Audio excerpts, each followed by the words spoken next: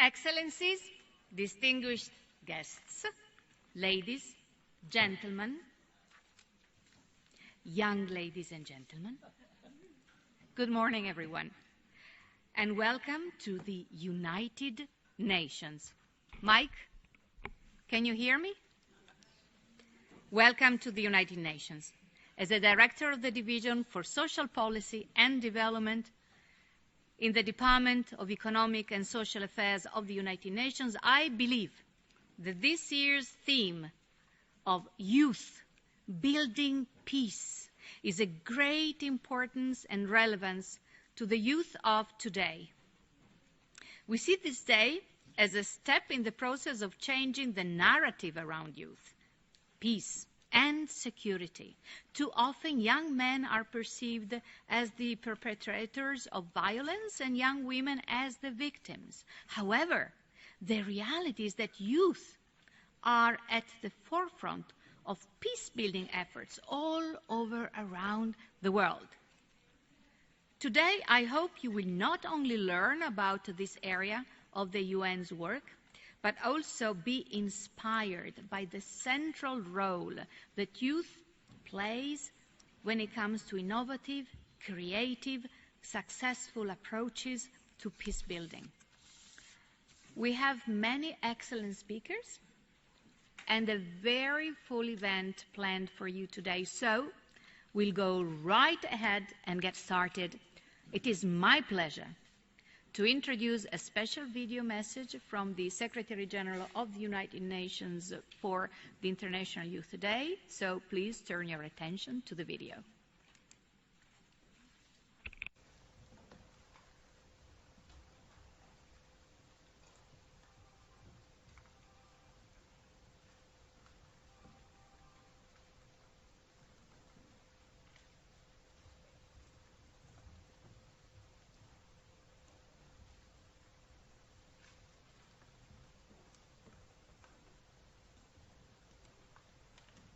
Hello everyone. I am truly happy to address you on International Youth Day.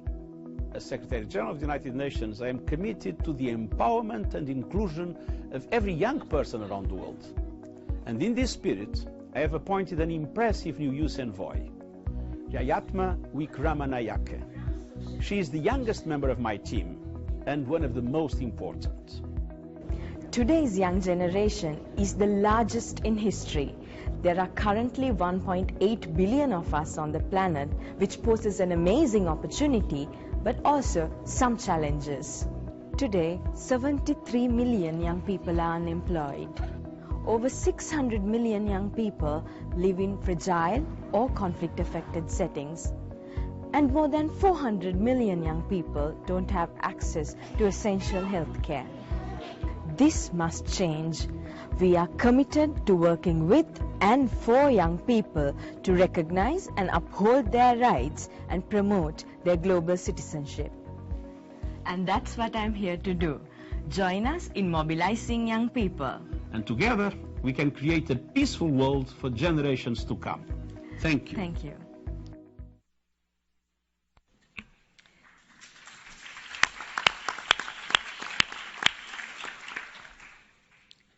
We acknowledge and thank the Secretary General's video message.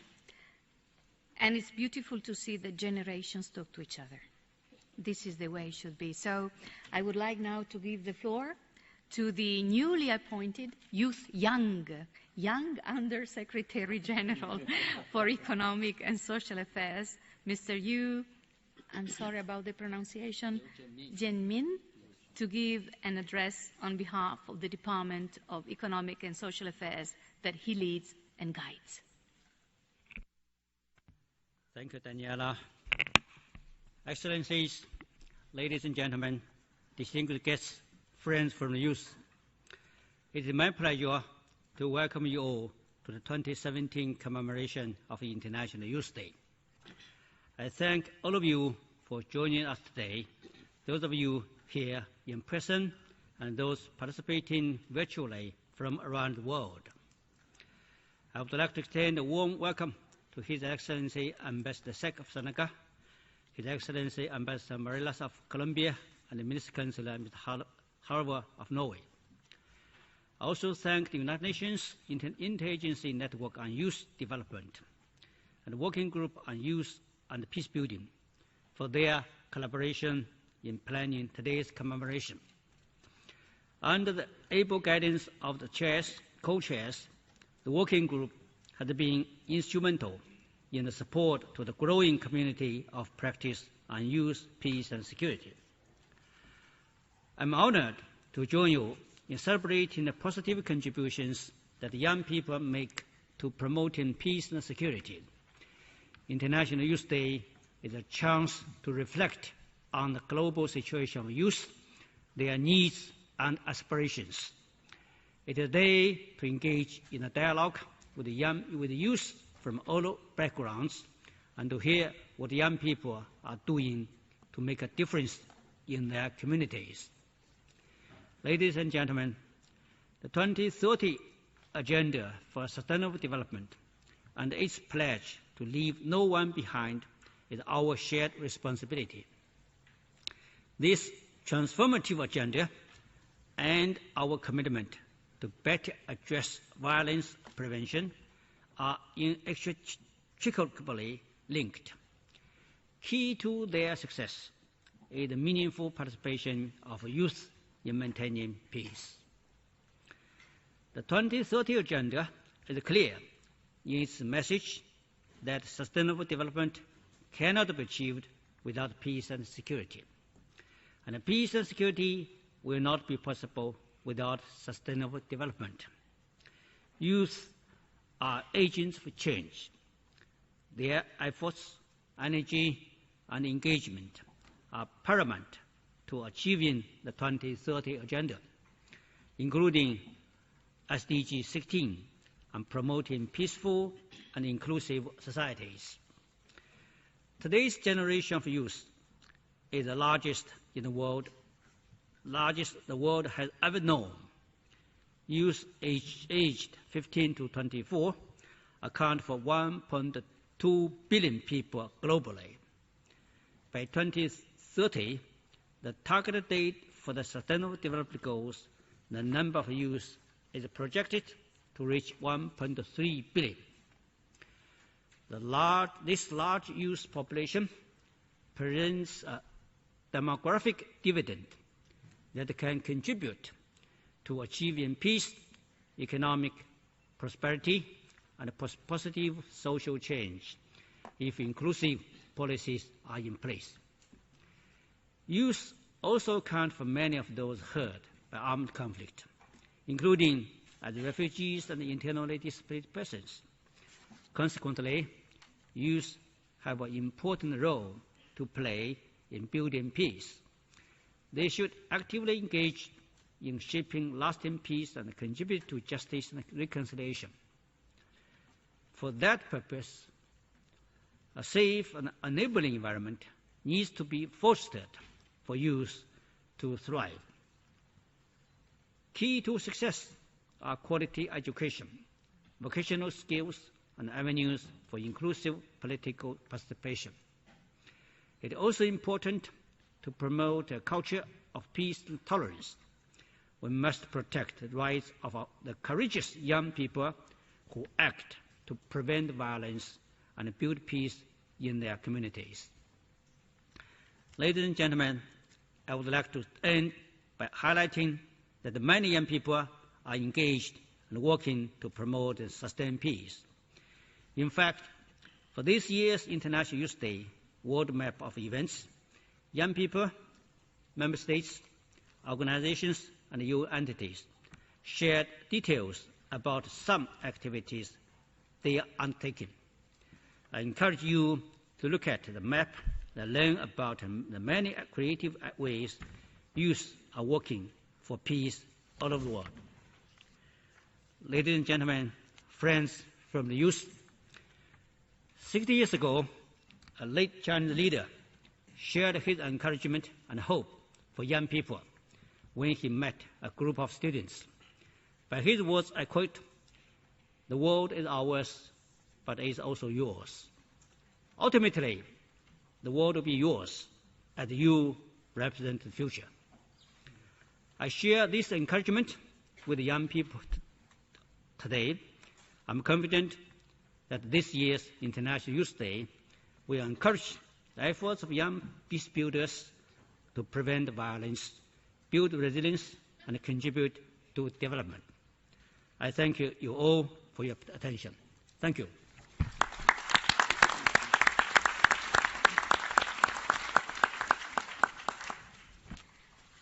We thank very much you, Excellency Mr. Liu Zhenmin, Under-Secretary General for the Economic and Social Affairs. We do know that you have to depart, but we thank you very much for having spent with us these very precious moments to kick the ball and start celebrating this wonderful day. Thank you. Thank you. Thank you very much. I'm sorry for having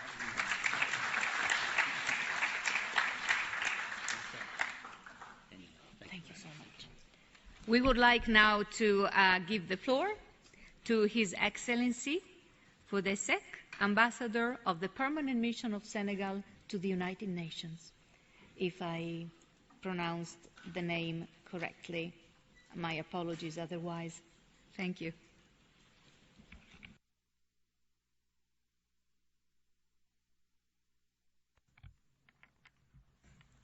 Bonjour à tout le monde.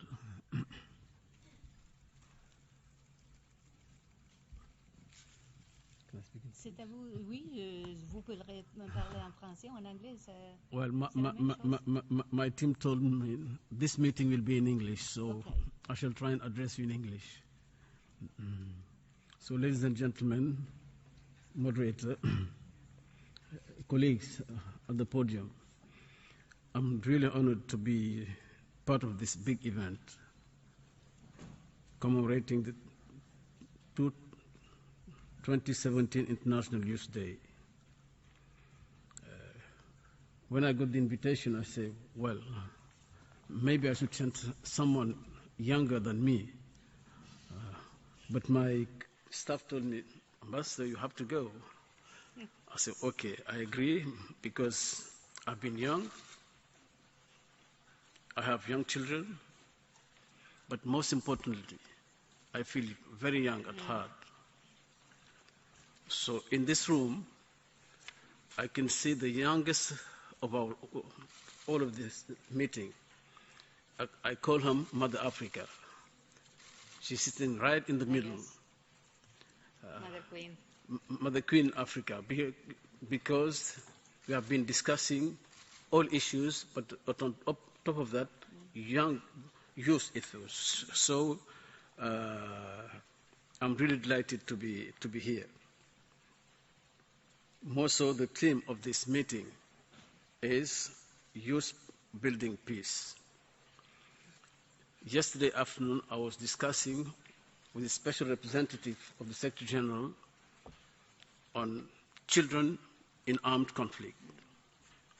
She's new in the job, so she came to my mission for us to exchange as she's preparing for a work program on this very important topic. I come from Senegal, the westernmost part of the African continent facing the Americas. Senegal has hosted in the past the first UN World Forum on Youth. That was in 2001. More recently, the Forum of Young Leaders in Africa, only last year. So my country is at the forefront of the youth strategy for the International Organization of La Francophonie. We are a French-speaking country. That organization also has its own program, projects, strategy for youth. We are also part of the Organization of the Islamic Conference, which has very extensive, far-reaching project concerning youth. In the sub-region of West Africa, what we call Economic Community of West African States, we also have our Youth Council that met in 2014. So What I mean to say is the commitment of my country, political leaders, but also the mainstream population, be the private sector, religious leaders. We are having more and more young people being at age of 23, 25, already religious leaders. Why? Because we are facing a very, very unusual new threat, which is extreme, violent extremism. Why should a young boy, a young girl, succumb by the internet to calls to destroy everything else, to destroy even the humanity in themselves? It's a very big question. I don't know. I don't think that we have the answers. Maybe you have the answers. During the course of this day, please do come up with suggestions. Do come up with proposals. Do come up with analysis. Why young people who represent the future of the world are succumbing to those rhetorics? Maybe it has to do with poverty. I don't think so. It has to do with desperation, because those young people going to join those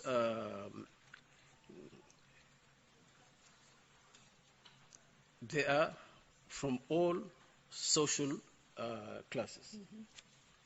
They are from all parts of the world. The UN statistic is saying that more than 110 countries have what the so-called foreign terrorist fighters, from the US, from Europe, from Australia, from Asia, from Africa, from Southern America, from all over. So this is mind-boggling to me personally, and I believe to the UN system, to national government also. Of course, the UN system has come with some proposal, response to this radicalization, response to this violent extremism. It has to be a holistic approach. States are fighting, confronting ISIS. We, in the West African part of the world, we are confronting Boko Haram and the likes. In the eastern part of the continent, you've all heard hearing of Al-Shabab, but there are many other organizations, criminal organizations also. So my question to you, because I don't have the answer and we do need to have the answer, how this phenomenon come to be, and why is it developing, and how to counter it? Big question.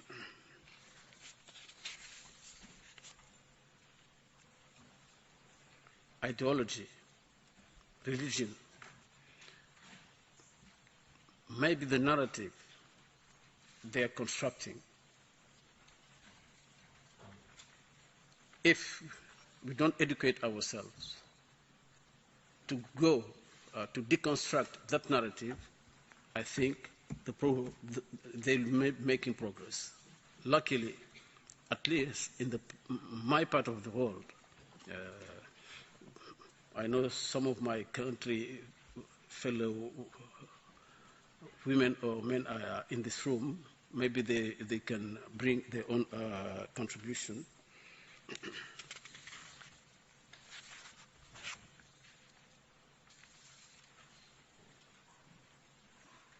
One of Senegal presidents used to say, "Tell me, which use you have, I'll tell you which people you will be. That was for Senegal. I think it's also the case for the whole world. I will end this, my presentation here, for you to tell us which shoes you represent for the world. And the Secretary just mentioned the World Global Program 2030 Agenda. 2030 Agenda, sustainable development, leaving no one aside. Senegal and Africa are a young continent. Up to 60 or more, 65% of the population is young. How to feed that youth? How to educate that youth?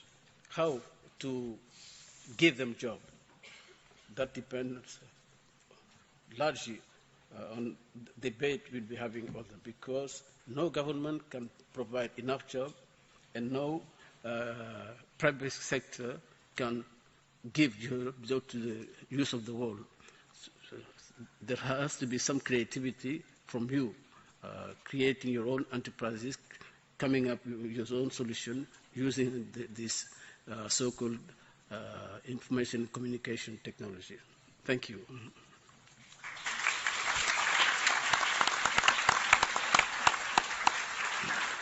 Your Excellency, thank you very much. I do hope you have appreciated the trust that His Excellency has put into your hands.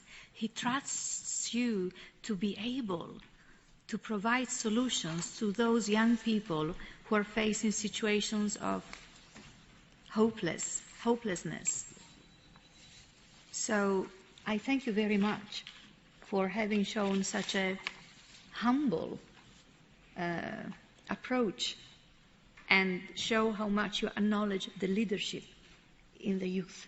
Thank you very much. I would like now to ask to share his remarks. I've been not a good moderator. Usually I'm very strict. So I would encourage maybe the speakers to expand their thoughts, but not too much in terms of time, if possible. I would like to ask His Excellency Mr. Carlos Arturo Morales Lopez, Ambassador of the Permanent Mission of Colombia to the United Nations, to share his thoughts. Thank you. Thank you. Good morning, and first I would like to thank the organizer of this event, UN Department of Economic and Social Affairs, Youth, Peace and Security, and the UN Interagency Network on Youth Development, for this very much needed time and space for reflection. We are, let me also recognize the presence of Ambassador of Senegal and my colleague also the Chargé d'Affaires of Norway. We are very glad to be here and to have the opportunity to talk about the role of youth on peace building, violence prevention and reconciliation. Colombia is a country that has faced a long internal conflict that has imprinted poorer regions and the central state with deep divisions and lingering grudges. There is a Colombia with a strong rule of law tradition with challenges like many other countries. But there is also a Colombia that has been victim of violence and inequality for a long time. These two Colombias have coexisted and are now entering a new stage where there shall be only one Colombia, guided under the rule of law. Thanks to the courage of the government of President Santos, the FARC members, and with the support of the international community, countries like Norway, Cuba, Chile, Venezuela, and also the United Nations, and all the international community. What we are trying to do in my country is consistent with the Secretary General concept of sustaining peace. With the implementation of the peace agreement, we are addressing root causes of conflict, ending hostilities, aiming to ensure national reconciliation, and in general, setting up a series of measures to prevent recurrence. We are trying to set the conditions to prevent conflicts in our country. The implementation of the agreement aims to ensure the rule of law. In this post-conflict phase or peace-building scenario, which will take us at least 15 years, we are trying to set the regulatory frameworks and institutional mechanisms that can guarantee the prevention of future conflicts. Building peace requires a widening of democracy that allows new voices to enrich the political debate about Colombia's problems, strengthening pluralism and the representation of the different visions and interests of society, and ensuring guarantees for participation and political inclusion. To prevent new conflicts or recurrence, we face the challenge of not only the DDR processes, but precisely to strengthen the democratic culture and institutions in order to regain the trust and confidence of the population in the state institutions. And this is precisely where the role of youth is so important. We have to take the risk to think different and move towards the transformations that we have been dreaming about as a society. This peace process is designed for the young people, so they can get rid of a burden of more than 50 years of war and propose new forms of coexistence. We are now in a post-conflict peace-building scenario, and the transformation we need as a society do not happen with the signing of just a final agreement or a paper. The peace-building vision of the process requires transformation in our society, new ways to interact over new norms, laws, programs, projects, and institutional reforms. We need to work in the issue of trust and confidence in the regions. That's what the youth has to work on. How we shorten the distances between Colombians. The first way to make a change is to open dialogue, scenarios to change the way we interact with each other. That's why youth is so important in this phase. They are the ones called to open scenarios in order for Colombians to coexist peacefully. We want to empower youth as agents of change, which is working to leave the dynamics of violence in which we have been involved for more than 50 years. It is the responsibility of young people to engage in peace building, recognizing that only through their commitment can a stable and lasting peace be achieved, and understanding that they must contribute to building a better future for all. We are committed to promote the organization of this population group so that the established youth groups, community organizations, and others, for them to participate actively in peace-building strategies in our country. A concrete example of the youth involvement in peace-building in Colombia is the program Manos a la Paz. This is a governmental initiative with the support of a UNDP, which aims that Colombia's senior undergraduate students make their internships in post-conflict rural remote areas and share their knowledge with local governments and populations, but also that allows them to know and empathize the rural population, so they can learn about the rural development, policy making, implementation of post-conflict policies in the region. It is necessary that all countries work to promote the adequate insertion of adolescents and young people in the socioeconomic field, recognizing the difficulties they face to be part of the labor market under favorable conditions. The fact that youth policies have a regional and territorial approach is necessary for peace building. The inclusion of all in peace building is essential to achieve lasting results. We need the youth to guide us in the path from war to coexistence and reconciliation, from fear to hope and trust, and from indifference to commitment to being a part of this change. Youth, as agents of change, can think and feel different. Young people have the new capacities to propose ways of dealing with conflicts constructively through dialogue. Thank you.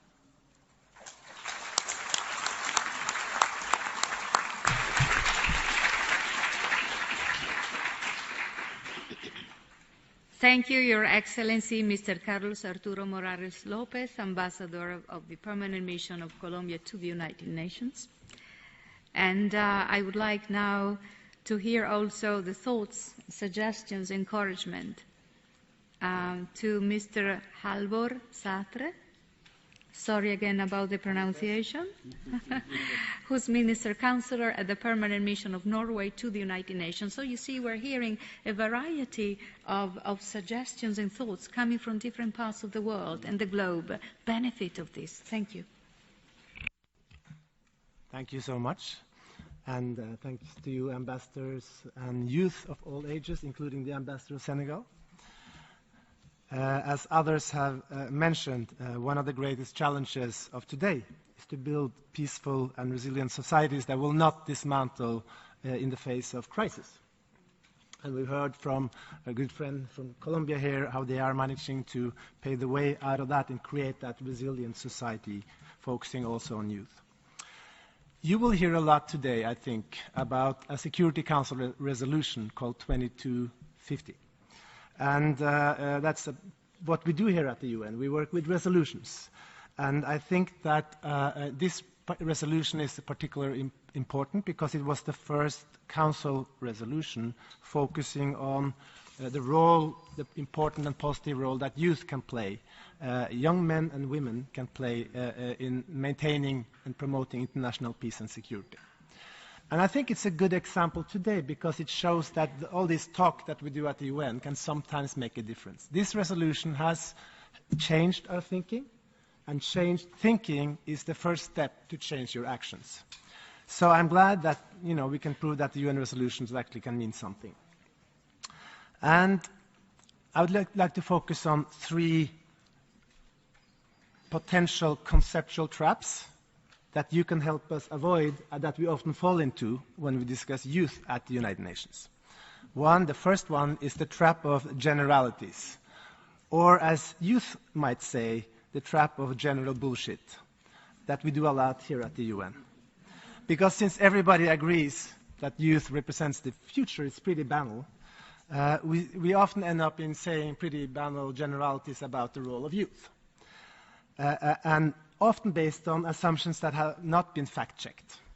So I'm glad to see that we're now moving away from this trap gradually to more and more evidence-based and tailored approaches working with youth in this field. Second, the trap of negativity. So if we only see youth through the lens of conflict as potential troublemakers or victims, we are bound to end up with unbalanced approaches that may even be counterproductive.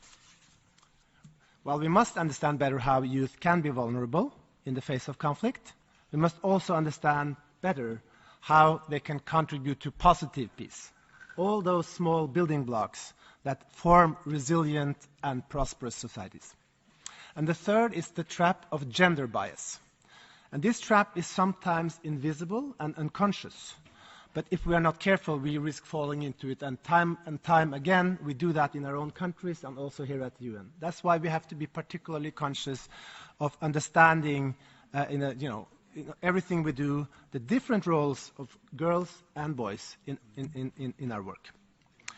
Now, a few words about Norway's experiencing following this resolution 2250.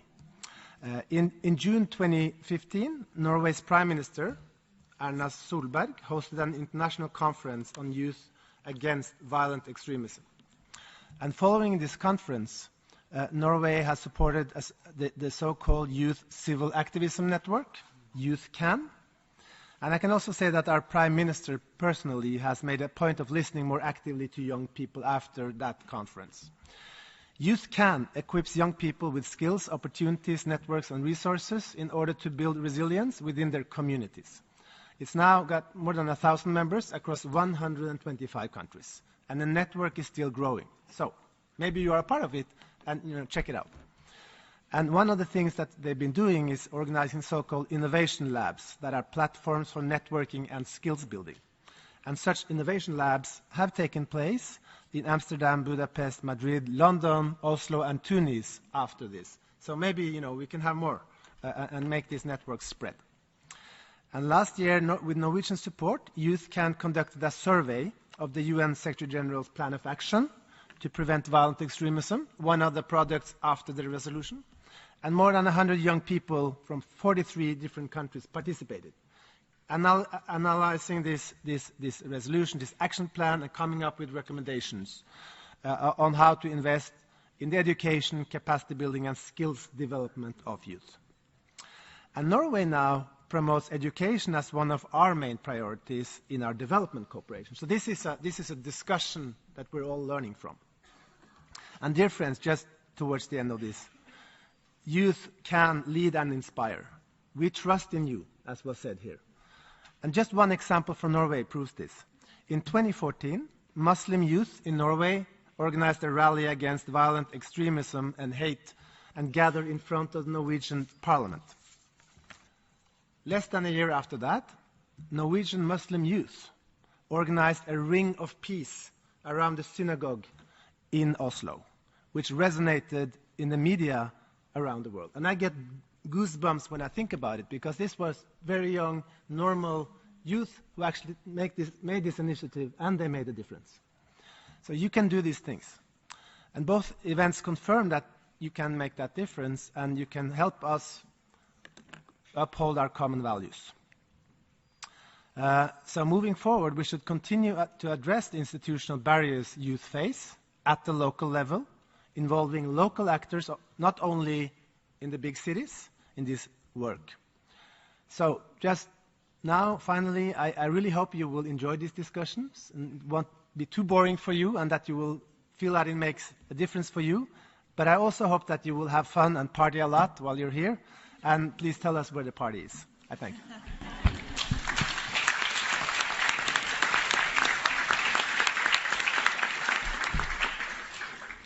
I wish to thank Mr. Alvador Sartre, Minister Counselor of the Permanent Mission of Norway to the United Nations. So you have heard the voice of Africa, the voice of Latin America, the voice of Europe. Maybe you will not hear the voice of the United States of America, but it is present here. I noticed that there are a few police people from the New York Police Department. Welcome to this conference.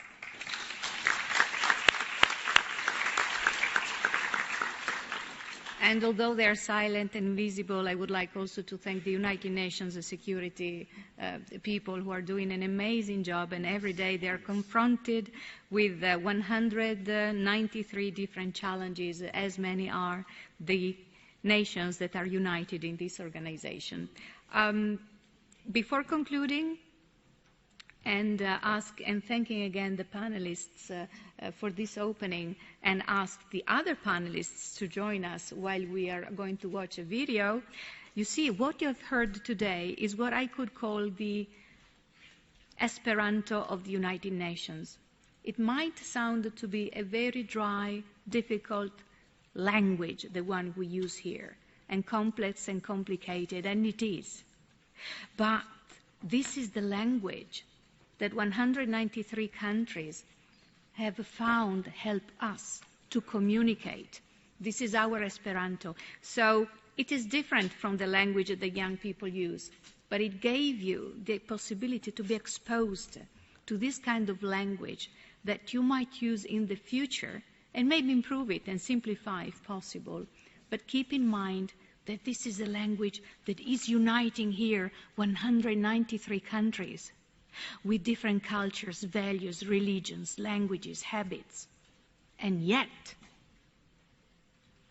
we are asking you, coming from 193 different countries, with a different age than the one represented on this podium, to find your Esperanto and make sure that it brings peace and security to the world. Thank you very much to the panelists and the speakers, and we would like now to conclude the opening segment with a big applause.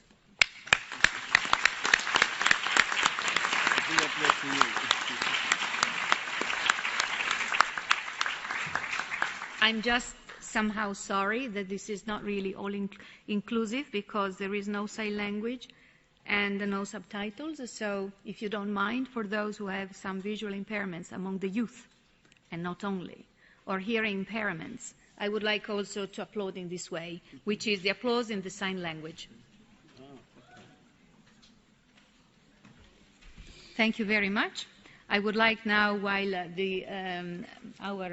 panelists slowly leave the podium, to open in the other segment, ask the new speakers while the present ones are leaving to join me here on the podium. And while doing that, we will, as far as I understand, watch a video. Thank you very much. Thank you, Mr. Ambassador. They will. Thank you.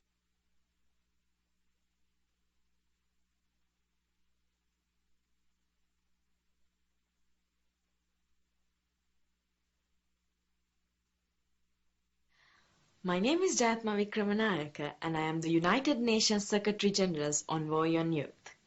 I am sending this message to you on the occasion of International Youth Day.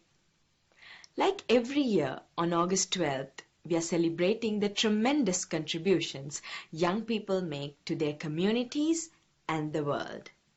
And this year, the celebration is even more special because we are celebrating young people and their contributions to building peace and promoting security.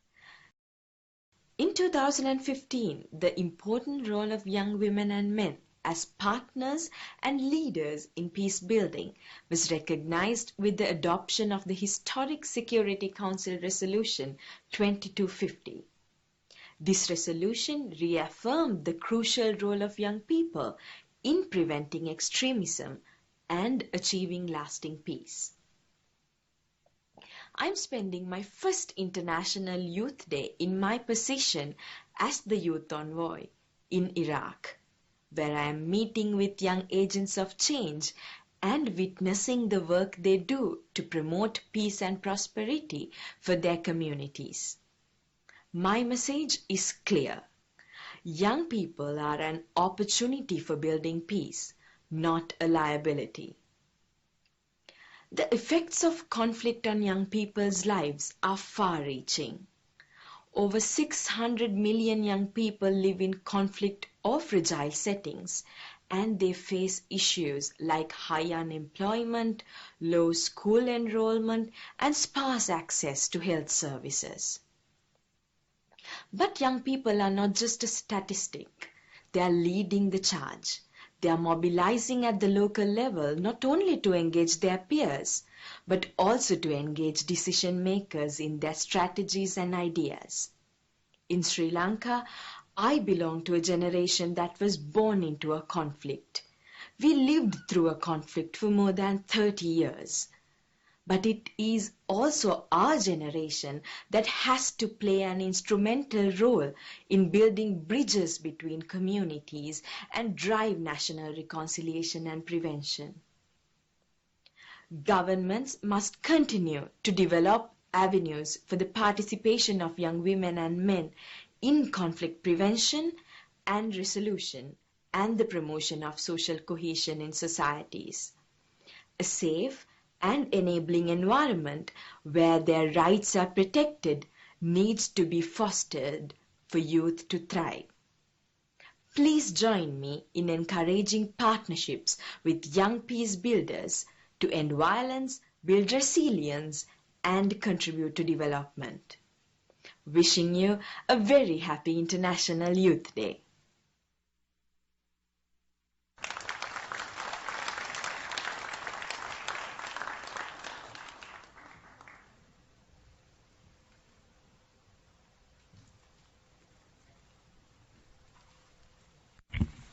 Change of scenario. Hello. So, thank you very much and welcome again. Our division organized this International Day of Youth and this event with the Working Group on Youth and Peace Building together, which is one of the several working groups of the United Nations Interagency Network on Youth. We call it UN-YUND. And I would sincerely like to thank these colleagues for their excellent support and collaboration. We already heard that youth accounts for around 18% of the world's population, and some of the poorest countries in the world are home to the largest proportions of young people. So to address in an adequate manner the needs and desires of these young people, their inclusion indeed is paramount. The Department of Economic and Social Affairs is the focal point on youth for the whole United Nations system, and it is housed in the Division for Social Policy and Development that I have the honor to lead. And within the division, there is a team led by Nicola Shepherd, specifically working on youth issues. I do know that you all know Nicola, who doesn't, and she's doing an amazing job, and I wish to thank her a lot for that. Around the world, and particularly in conflict-affected societies, pervasive stereotypes often view young people as perpetrators of violence, as we have heard from the ambassador of Norway. However, we must also recall that the majority of young people are not engaged in violence. And in fact, on the contrary, you denounce it. So the youth and the peacebuilding agenda at the United Nations really highlights the need for inclusivity in matters of peace and security, and of creating avenues for youth engagement. My father, he's 82. But when he was a young child, he was 8 or 9 years old, he had to go through a horrible thing called the Second World War. And he told me the things he has seen when he was that age, and how traumatic it was. I won't go into detail, but I believe that keeping in mind and talking to people who had to go through those situations, be they they're old or young, many young people are facing these situations nowadays in many parts of the world. I believe that enough should give us the strength, the power, the motivation to have a world where peace and security are the words that we want to pronounce, are the things we want to share with our peers, are the things that we want to tell to the next generations. That's what we want to teach and learn and share.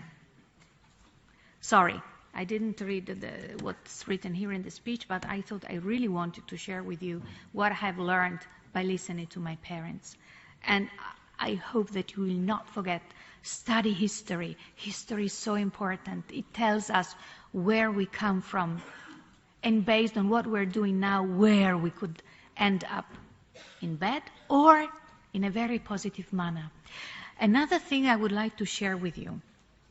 You see, in the division I lead, we house the focal point on youth for the whole UN system, yes, but also on persons with disabilities, on families, on aging, and on indigenous peoples. And you know, one of the beautiful things about indigenous peoples is that whenever they take a decision, before taking that decision, they think how that decision is going to impact the next 7 generations. It's amazing. This is the way we should be thinking whenever we take a decision. Forget about the pride, forget about lack of education, but common sense for the well-being of people should lead us to promote peace and security, and dialogue is very important. Sorry, going back to my TPs now. So, indeed, sustainable development goals, particularly Sustainable Development Goal 16, on promoting peaceful and inclusive society, is a crucial gateway for the participation of young people in development. So when young people are excluded from decision-making and from contributing to development, it can definitely adversely affect social cohesion and result in less inclusive and responsive national institutions. With inclusive policies in place to ensure the integration, the dynamism, and the creativity of youth, we then are sure that we can leverage and achieve the sustaining peace and prosperity for all we are here today to discuss about and find innovative solutions, or all the solutions, whatever, as long as it works. Thank you so much. this was the end of my remarks. And now I would like to pass to my role as moderator.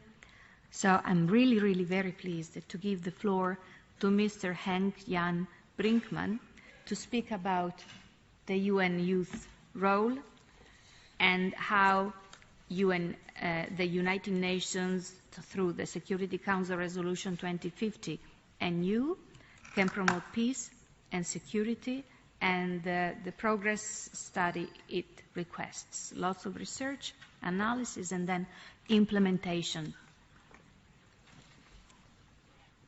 I look forward to hearing more about how you all and the speakers here are seeking to find solutions. But I would like to say something, and then I promise I close here.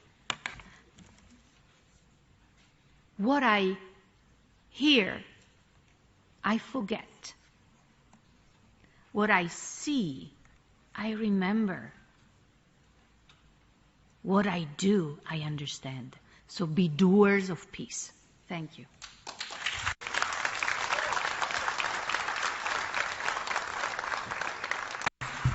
The floor is yours now. Thank you.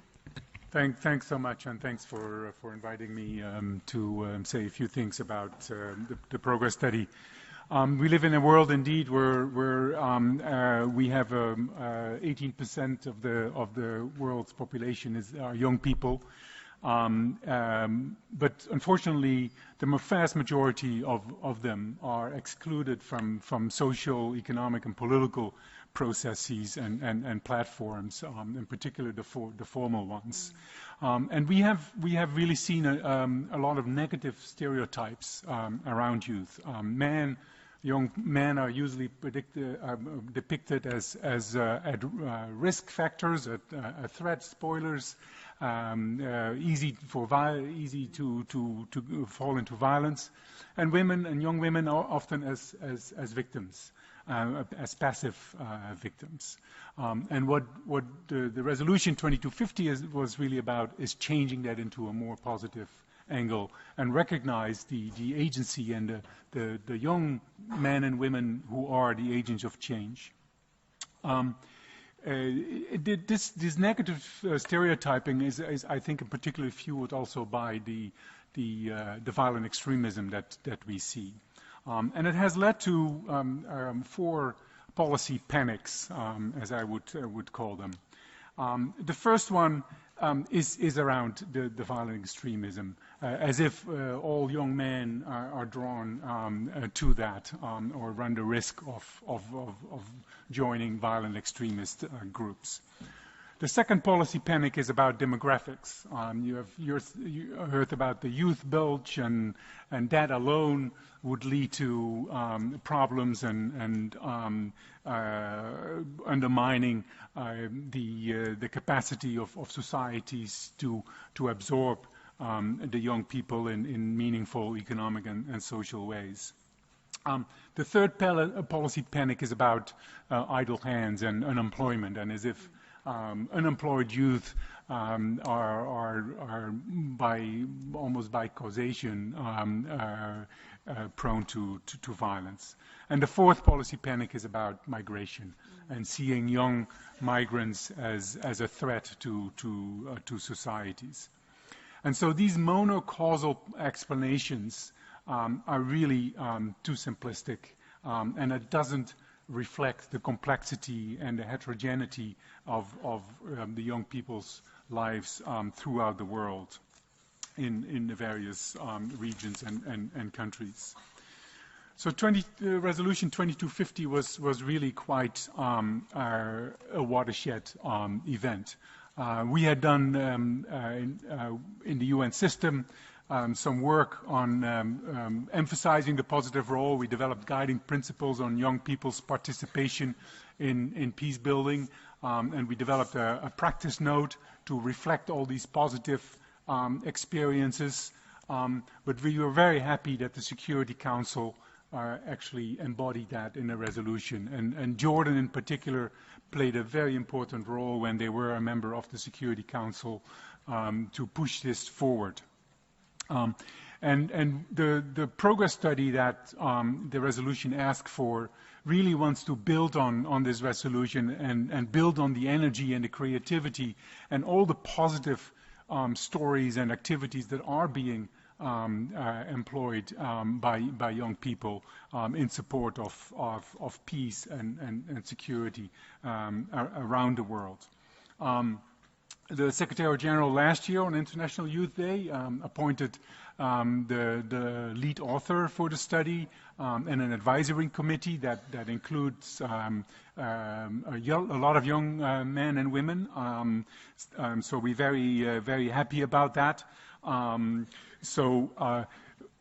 The young people are often referred to as the future, but they're really the present. Our Deputy Secretary General has been very eloquent in expressing that thought, that we need to engage with young people now. We need to give them voice. We need to give them the agency and the leadership, to support the leadership, so that they actually can play the role that they want to and should.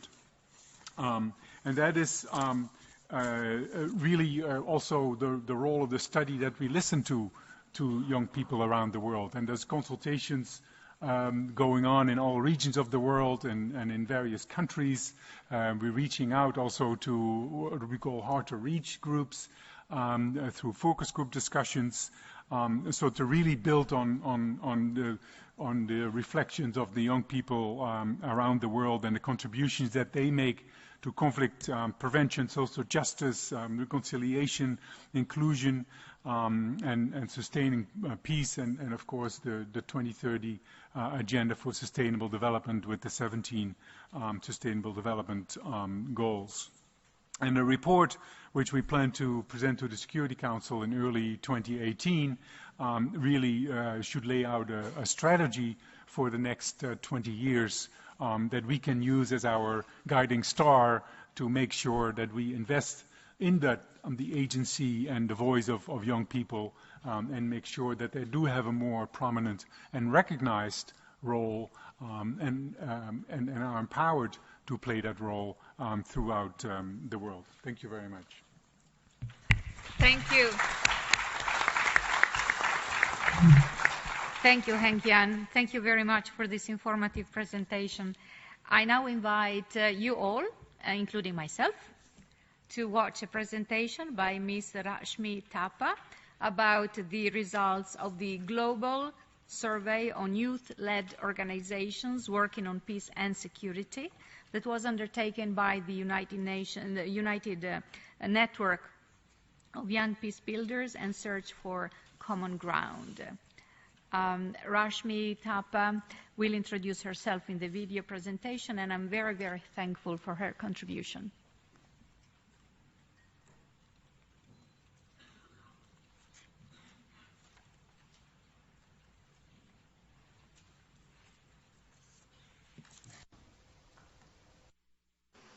Hello, my name is Rashmi Thapa and I'm an independent youth and peace building consultant. I'm delighted to be presenting a summary of the findings of the Global Survey on Youth, Peace and Security, the report of which is entitled Mapping the Sector, Building Evidence on Youth-Driven Peace Building. Being part of this process of analyzing nearly 400 qualified responses of youth-led organizations working on peace and security from around the world and authoring the report has been an incredibly inspiring and humbling experience for me, especially as I've been working in and around issues of children and youth in conflict, peace and human security since I was 14 years old in Nepal, which is nearly 2 decades ago. First as a youth volunteer, then transitioning towards employment in different countries around the world, and now as an independent consultant. During this piece of important evidence gathering, I was able to revisit the remarkable work reported by youth-led organizations, reflect on why it is still as relevant, if not more important, to work on this topic even 20 years on, and summarize major recommendations for different audiences that can support in implementing an effective strategy on youth, peace and security. Working with the United Network of Young Peace Builders, UNOY, in this process was particularly fascinating as it is the global network of youth-led organizations. Led by youth, UNOI has been at the forefront of advocating for the UNHCR 2250 and is one of the steering committee members of the progress study. The survey conducted online through Youthful Peace Info portal gathered responses of the activities, achievements, challenges, and needs of youth-led organizations. And I will today attempt to give you a brief overview of the findings. The youth-led organizations indicated that despite operating in various challenges, such as working in ongoing conflict contexts, mistrust between youth communities and government, and with widespread manipulation, they are engaged in noteworthy endeavors for peace and have achieved remarkable successes. These achievements include integrating youth in national, local, and international decision-making processes, preventing violence in their communities, and creating formal and informal employment opportunities, etc. A majority of youth-led organizations operate with limited funding, with 49% of them operating under $5,000 per annum, and only 11% operating with $100,000 and more US per annum. Despite the variation in funding, there exists a common thread of the type of activities that these organizations implement, such as training, capacity building, advocacy for inclusion of youth in decision-making structures, both informal and formal, organizing events, and implementing social cohesion type of projects, etc. Now, because of the disparity in funding, the lifespan impact on the activities vary from one-off to fully established projects.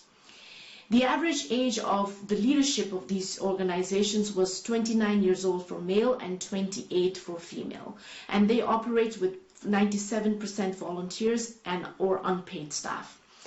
They target youth as well as relevant members in their communities, such as local and national decision makers.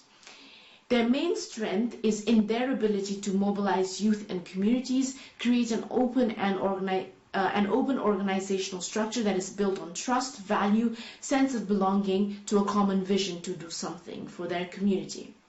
They express that their main needs is in funding, trainings and capacity building to monitor their activities, and a platform for expanding relations, partnerships, learnings, and exposure at all levels. In this light, some of the main recommendations that came out of the survey were, firstly, that there needs to be innovative investments in this sector in youth in peace building, making funding systems built on distrust or mistrust work for organizations that are working or built in trust. Funding that should go beyond small grants, needs to discuss with youth-led organizations to understand their needs before funding is made available, and also look at what is the role of international organizations in this kind of funding stream. Indicators for effective policy and programming needs to be developed. Currently, we have no agreed ways in measuring youth participation. So we need to have general agreements on the aim and achievement, the aims of youth engagement in peace building. And we also need to build work already done in this sector or in other sectors of youth community. We need to be able to share knowledge and pool resources so that we are working in an integrated approach. And finally, partnerships. Really need to practice what we preach, work with young people. We need to have partnerships at local level with local insights and access, partnerships at national level to create legitimate processes, and partnerships at international level to reduce risks-driven agenda. Thank you.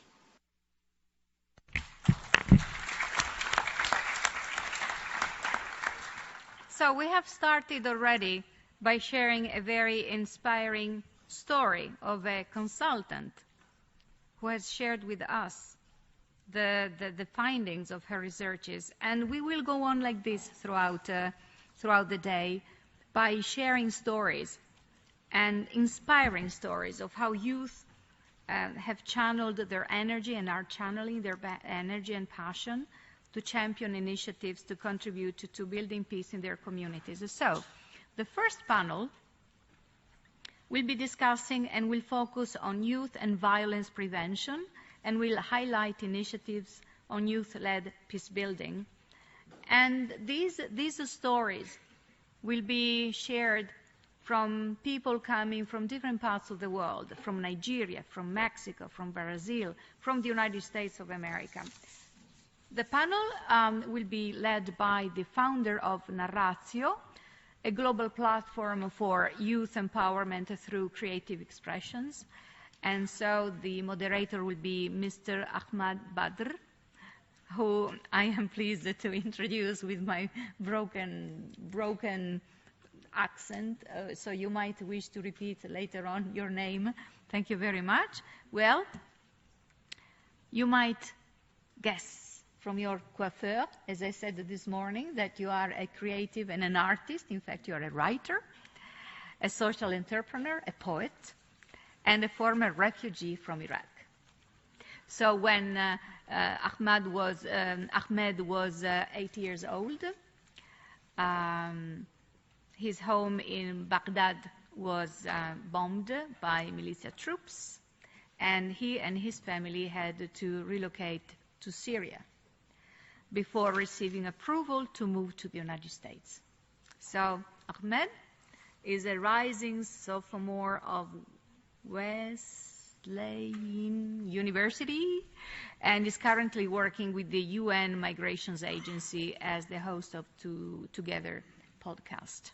The second discussion will focus on sustaining peace and will highlight the work of youth in trauma recovery and living in the aftermath of conflict. Again, we will hear stories about refugees and the efforts of countries such as Finland or Colombia. And that discussion will be chaired by Julia Ancia Garcia. Well, actually, Julia, I imagine, right? Juliana. Juliana is currently a participation and peace education advisor with the United Nations Development Program in Colombia. Her current portfolio includes implementing peace-building programs and projects at both the national as well as the local level, specifically in conflict-affected regions. We heard earlier on the ambassador from Colombia, and she has done also a significant amount of work with victims of the armed conflict, including also youth organizations and youth leaders. Her team recently led a consultation of the progress study mandated under the United Nations Security Council, and I'm referring here to the resolution 2250.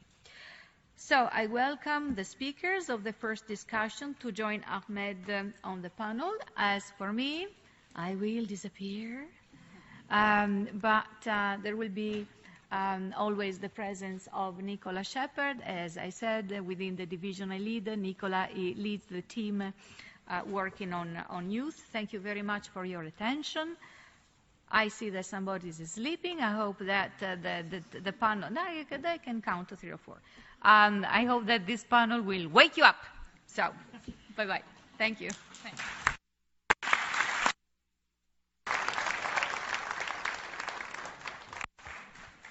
Thank you so much, Ms. Bass. I want to thank the earlier panel and invite my fellow panelists for our first discussion to come on up so we can get started.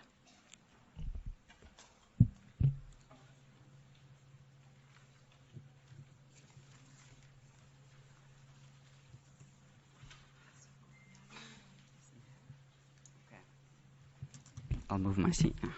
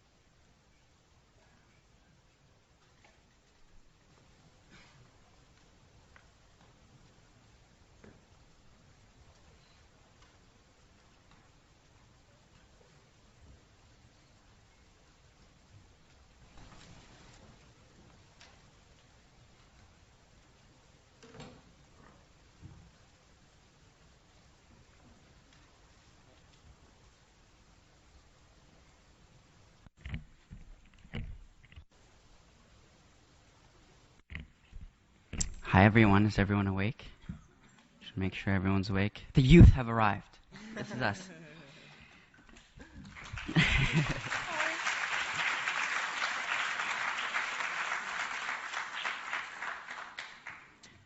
Excellencies, distinguished guests, fellow youth representatives, ladies and gentlemen. Thank you for joining us today for the celebration of International Youth Day. This year, the first discussion will focus on youth-led peace building and violence prevention. We have an exciting panel of speakers with us here to explore the topic in more detail. And as Daniela mentioned, my name is Ahmed Badr, and joining me at the podium are accomplished young people who are actively engaged in youth-led peace building and violence prevention. They'll explain their work and have an exchange with you. Allow me to briefly introduce each of them. Imrana Al-Hajji Buba is a United States Institute of Peace Generation Change Fellow. He's the founder of the Youth Coalition Against Terrorism, or YOCAT.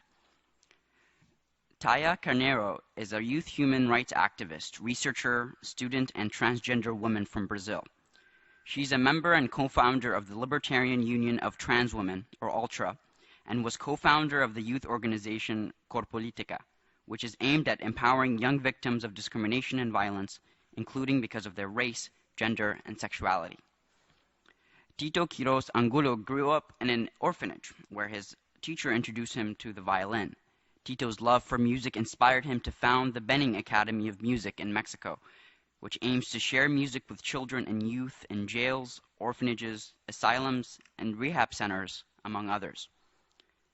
Yasmin Arrington was born and raised in Washington, D.C.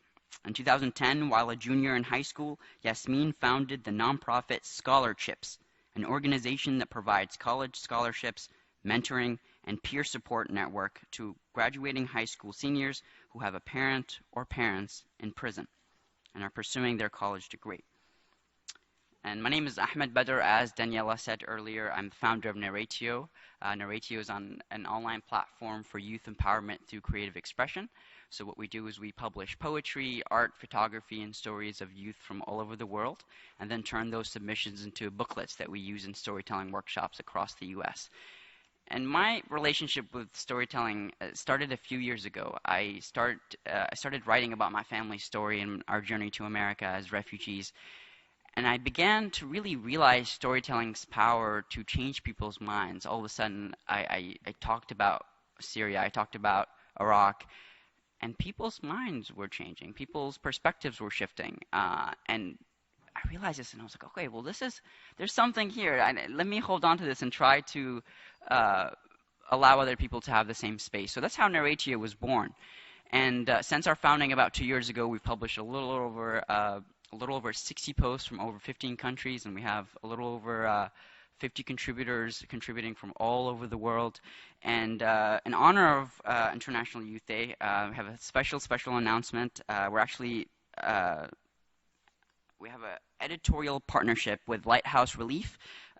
This is going to go up tomorrow. Lighthouse Relief is an NGO that provides emergency and long-term support to refugees in Greece, and with a focus on women, children, and youth. And most recently, Lighthouse Relief has assisted young asylum seekers in the Ritsona refugee camp to develop a youth-run magazine that boldly showcases their experiences and creativity through art, writing, and poetry. And starting tomorrow on the Narratio site, we'll be posting some of these poems from these refugee youth in Greece. So if you head to narratio.org, you'll see that tomorrow. That's narratio.org. Now, we're ready to get started. We're past the formalities. So today, you'll hear from individuals of all backgrounds, and each is united by a need to empower youth and make the world a better place. So we're going to get started with Mr. Imrana.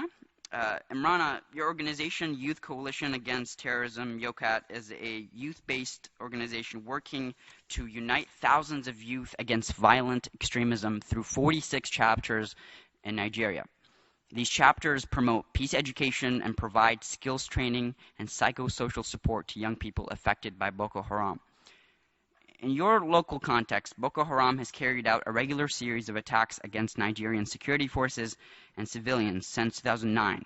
killing approximately 20,000 people and displacing 2.6 million more. Can you tell us a little bit more about your work and how you first got involved with peace building? Okay. My inspiration to start a peace building work started from my experience with violence, specifically violent extremism. I am from Yobe State, which is in northeastern Nigeria, which is the hotspot of Boko Haram insurgency. And the insurgency affected me directly.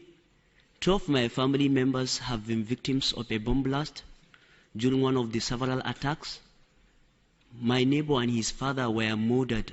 They were slaughtered in cold blood for nothing, just for not believing in the ideology of extremists. And my friend was kidnapped for almost 3 weeks until his father was able to pay a ransom. And personally, I have encountered with Boko Haram extremists in June 2010 when I was coming back home after my first registration in the University of Maiduguri. And Maiduguri is where Boko Haram started. So they stopped my bus and they started to ask people to show their IDs. They normally pick out people that work for government or students. And luckily, it happened that I don't have any ID with me.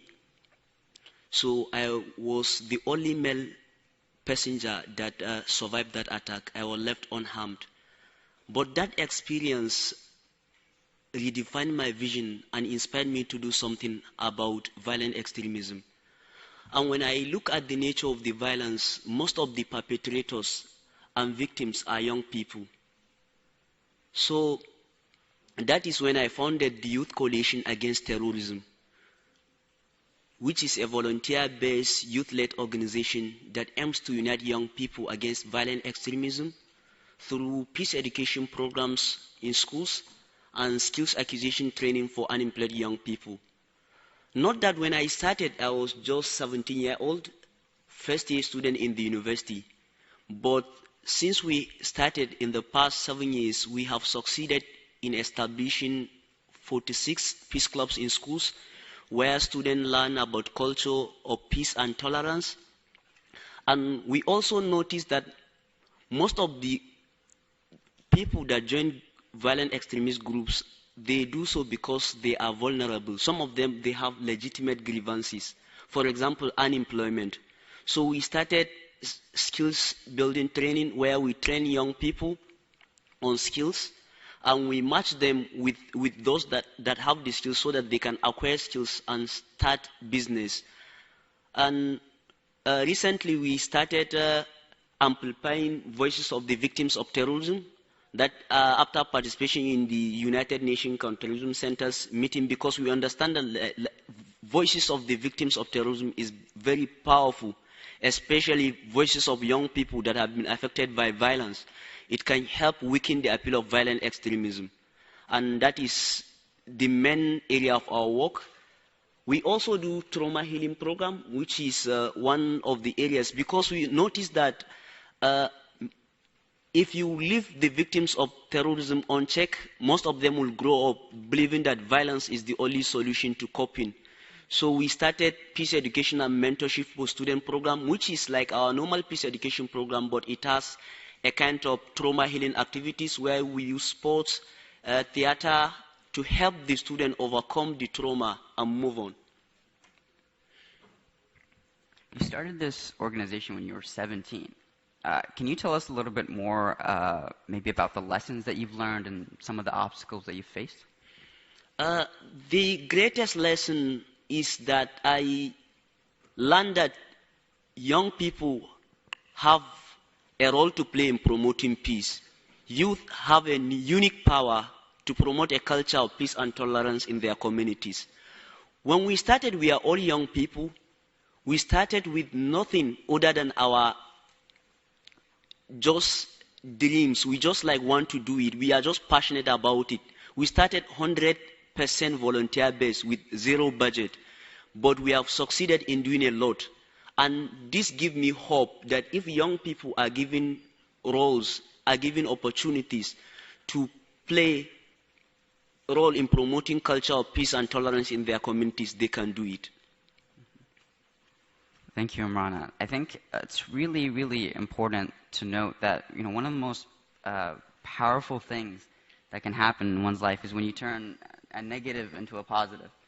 And you really took that initiative on, and now you're empowering people that were maybe in your situation before. So thank you, Imran, for that. Thank you. So I want to kind of switch gears real quick and talk to Taya. So Taya, you're a human rights activist. You are a youth ambassador, which is a program run in partnership with the United Nations Office on Drugs and Crime, UNODC. This is a program to empower young leaders to represent their communities. In Brazil, discrimination can generate violence, and it's affected by historical inequalities across the country. In particular, you're concerned with empowering youth to face a society that is sometimes not interested in their integration and their full participation. Why and how should youth be placed in the center of discussions of violence prevention efforts in Brazil? I believe that the main reason that youth in Brazil are the major victims of violence. Between 2005 and 2015, we had 318,000 assassinations of young people. That is almost the total population of Iceland, decimated in 10 years. And by saying youth, I'm not saying that it is a homogeneous group, because we are as diverse as Brazilian population. And some groups are much more vulnerable to violence than others. I mean, as the racist country we are, 71% of those youth murders were directed to black people. Every 23 minutes, a black young man is murdered in Brazil. These youth killings are also caused by sexist discrimination. In those 10 years I mentioned, there were more than 50,000 killings of women. And LGBTI youth is also very vulnerable to violence in Brazil, as we have the largest amount of LGBT-phobic killings in the whole world. That makes me, a transgender woman, to have a 35 years old life expectancy, while the average society has 70. The majority of us don't even get to be adults. So, even though we have all this data, discrimination is often neglected in the security agenda, especially when we talk about LGBT phobia. We are often told that there is no link between discrimination and gender identity and sexual orientation and peace and security. And I wonder, isn't it enough that LGBT people are suffering terrorist attacks, being tortured, burned alive, raped, spanked, disfigured, shot to death, and bodies literally thrown in dumps in my countries and in many others, only for their sexual orientation and gender identity? It is more than proved that LGBT phobia can lead to violent extremism, and it does, including violent responses to discrimination, as we see the rise of a career militia in Syria. So it is a peace and security issue worldwide, as it is sexism, racism, xenophobia, etc. We, the youth, especially discriminated groups, are suffering from violent extremism in Brazil, and we are combating it in order to survive. That means we also are peace builders, and we should be placed in the center of violence prevention efforts in our country, which we are not yet. Thank you, Taya. Yeah.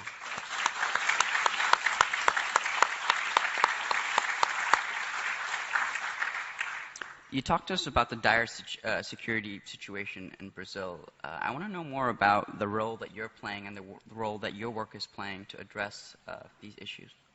Yeah.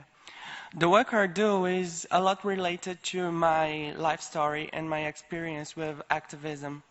When I was a child in a very poor neighborhood in the outskirts of Brasilia, the only exit I saw to the violence I suffered for being a queer child was moving away from my country. I dreamed of coming here to the United States as I saw it in the movies, and I thought there I will be safe.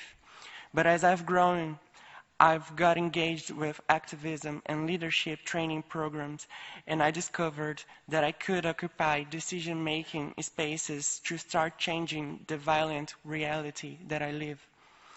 But I also discovered that these spaces are constantly made to be unreachable to most of young people, especially the most marginalized ones. So that is why I and other young colleagues started projects ourselves to empower these youth that are forgotten by public policies and are very vulnerable to violence, like Corpolitica, an intersectional project focused on the empowerment of women, black people, LGBTs, and people living in disadvantaged neighborhoods. This project works with a methodology of popular education where all people are teachers and students and can learn with traditional knowledge but adding their experiences to the teachings. And then with other trans women, we created the Libertarian Union of Trans Women in Brazil and started this empowering process with young women. The members of both projects became references and started to do lectures at public and private schools and university and in the media, teaching people how to prevent violence and discrimination. And we do advocacy with lots of organizations and the government itself and also the police, teaching them that we are not originally a threat, that marginalization is the reason why we are often involved in crime, and that police can also work on changing this excluding process by helping us dealing. So now we stopped dreaming of moving out of our countries and we started believing in ourselves as change makers and peace builders as we truly have become. Oh, thank you. Thank you, Ty. That was amazing. And I think hearing you talk about your work is just, first, it's amazing to witness your courage. And it's an honor to be able to sit next to you. And also, your courage is also a testament to your resilience. And so thank you very much. Yasmin, so your organization, Scholarships, was founded from the realization that having a home life with an incarcerated parent created barriers to education. And I want to know, what inspired you to create this organization, and why is it important to end the cycle of exclusion? Excellent question, Ahmed. When I was a junior in high school, I was about, 16 years old, and I was encouraged to apply to a program called Learn Serve International. Learn Serve International is a nonprofit based in Washington, D.C. that teaches high school students about social change and social innovation. How can we do it? Why is it important? And along in the program, our cohort leaders ask us a question to shake us up. They ask us, what pisses you guys off? We said, what? What pisses you guys off? Look into your own lives. Look into your communities, your schools, your homes, and identify 1 to 2 issues that bother you, that make you want to see improvement and to see change. For me, that issue was and still is mass incarceration. Why? One of the reasons is because, like my colleagues on the panel, it is an issue that has affected me directly. My biological father has been in and out of jail and prison my entire life. And currently in the United States, give or take, over 2 million youth have an incarcerated parent or a parent that is in jail or prison. And then the next question was, all right, well, you've identified an issue. What are you going to do about it? And that was the pivotal moment where the youth, and including myself, had the opportunity to not wait and look for other people to start a movement to create a solution. But it was saying I had to ask myself, okay, Yasmin, how in the world can a 16-year-old possibly help to solve mass incarceration? Well, for me, as a junior with really no parents. My mother died when I was 13 years old. It was just my maternal grandmother, myself, and my 2 younger brothers. The question became, how am I going to pay for college? And so my grandmother and I were researching scholarships online so that I could be able to afford to go to college. And one evening, my grandmother said to me, you know, Yasmin, I don't see any scholarships for youth with incarcerated parents. So that was the aha moment, and that is how scholarships for children of incarcerated parents was born. So that started in 2010. To date, we have awarded over $100,000 in college scholarships to 43 scholars. I never met, thank you. And our first seed grant was from Ashoka's Youth Venture, who you will hear from Mohsen from Ashoka's Youth Venture in the next panel. Yeah, the statistics are insane. What is it, like 70% of youth with incarcerated parents become incarcerated themselves. Through your work now, the organization, how long has it been since you started it? Since 2010, so since about 7 years. About 7 years. What change have you seen in the youth that you've worked with? Excellent question. Well, one thing I'll say is, I'll go back and answer that question. So, you know, this idea that 70% or, you know, most of the young people who have incarcerated parents will be or expected to be at some point incarcerated themselves. As some of you know, especially for, you know, where I'm from and being an African-American woman, 1 in 3 or 1 in 4 black men are expected to go to jail at some point in their lives. In Washington, D.C., there is a history of violence, especially in the 80s when there was a war on drugs and the crack cocaine epidemic. We've seen numbers go from 10,000 to hundreds of thousands to millions of people across the country imprisoned. But what I will say is scholarships represents more than just college scholarships and mentoring, which is important. I think education serves as exposure. So in terms of the youth and how I've seen them grow and change, one thing that remains constant that I see is that they're very resilient, and they have grit, and they have passion, they have desire.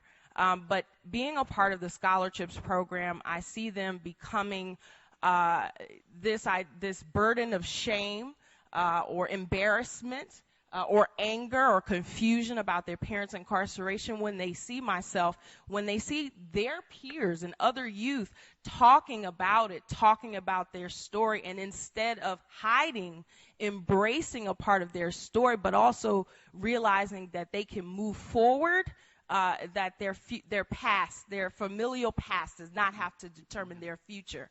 So the last thing I'll say in terms of seeing how it has impacted them is what the larger idea is, the accomplishment, is to break these chains, break these cycles of intergenerational incarceration and poverty. Mm-hmm. Yeah.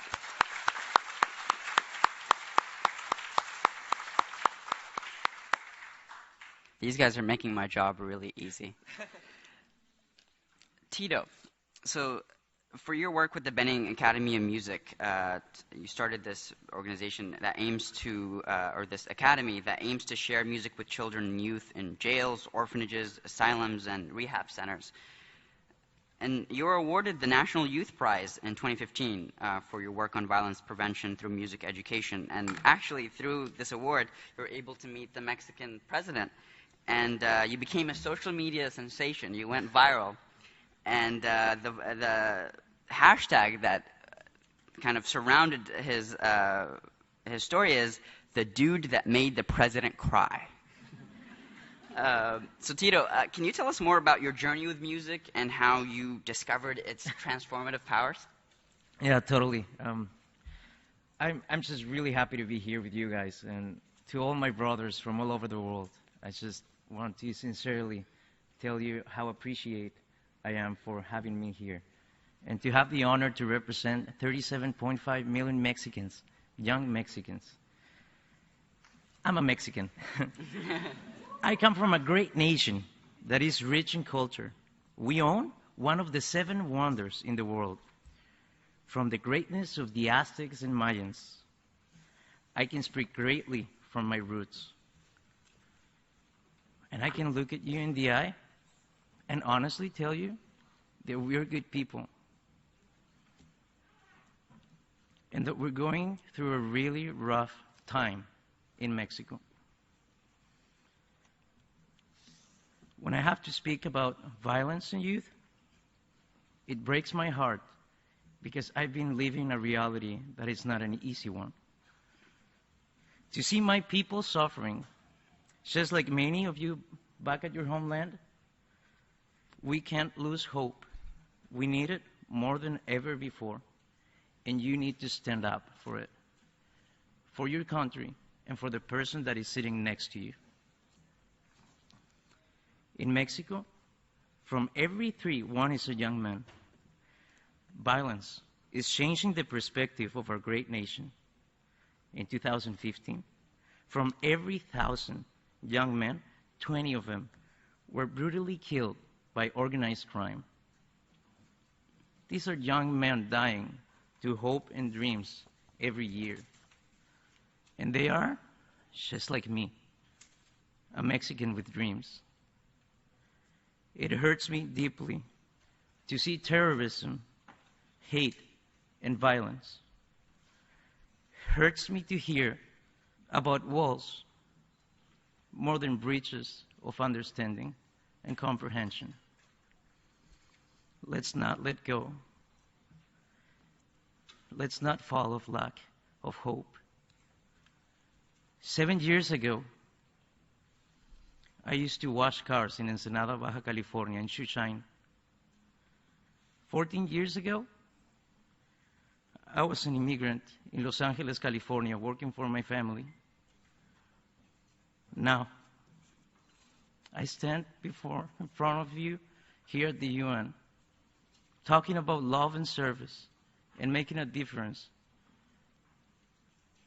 We are good people that cares for the family. We come from a nation with faith. And that's why I believe that this is a historical part to our president, Enrique Peña Nieto. He will have to step up to build peace with the help of our beloved Mexicans from all over the world. A mis mexicanos, levántense, amen incondicionalmente, con una fe inquebrantable, con identidad. Hagamos una diferencia, unámonos. De todas las partes del mundo, hagamos un cambio. Somos una nación que nos respalda en identidad. Nuestro himno nacional, nuestra bandera. Sigamos haciendo una diferencia en amor y servicio. Gracias.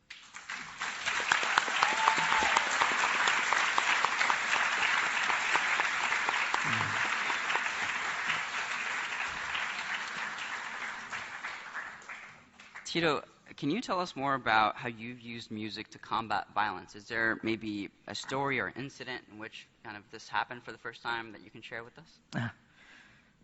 You know, if we all start talking about our lives, we will notice that there are some points that we go through difficulties.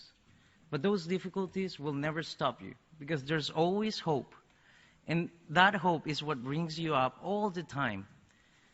When I was a young guy, I was burned with cigarette.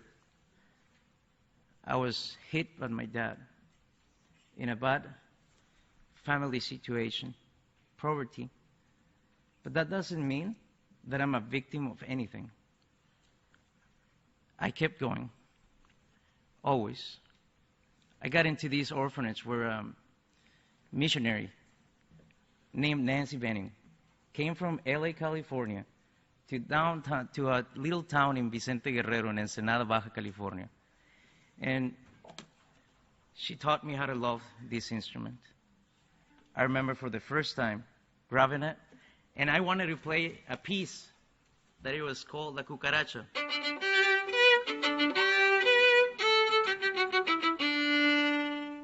And moment, I fell in love with music. It changed my life.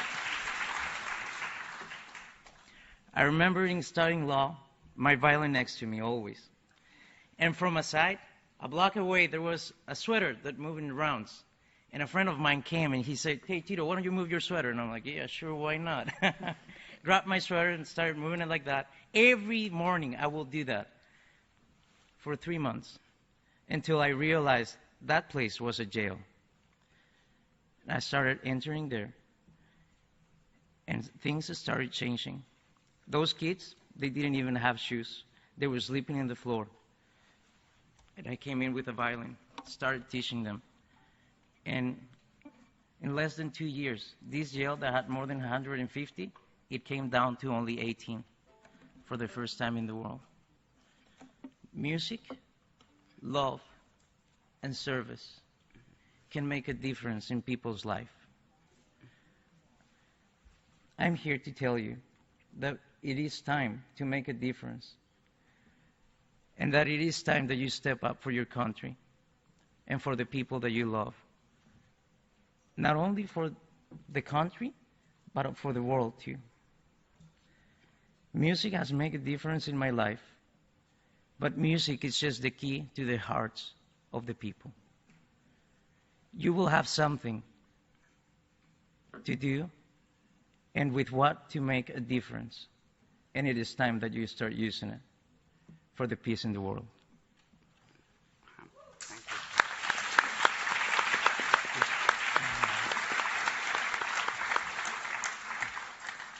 Tito, now you're the dude that made the moderator cry. Thank you, Tito. I'm gonna, before we open it up to a discussion with the audience, a Q&A, I want to go through the panel. If you guys have any recommendations for how young people can, here and online, they can engage in their communities for peace, if we want to just do one quick suggestion, and then we'll open it up for a Q&A. I'll start with me. All right. Well, I just stand up. Just do it. When it's about service and when it's about helping others, it's always a green light. You shouldn't ask yourself, should I do it? Just stand up and do it. There's so much need in the world. And how I mentioned, let's not talk about walls. Let's make bridges of comprehension and understanding. Let's make a difference. And that's the best way I can go with you. Love and service. Unconditionally love. Service for everyone with an unbreakable faith, and that will keep you every day of your life. Thank you.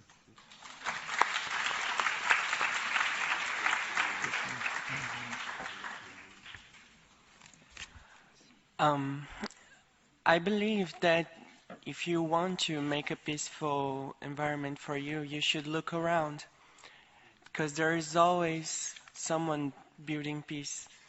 Even if you feel hopeless and you feel that you can't do nothing, you can. And I'm here to tell this because I am a transgender woman from Brazil, and I never would expect to be in the UN talking about peace and security and talking about how violence affects me. So you can do it. You can come to these spaces. You can occupy all the decision makings, and you can change your reality. So stand up and look around, like Tito said.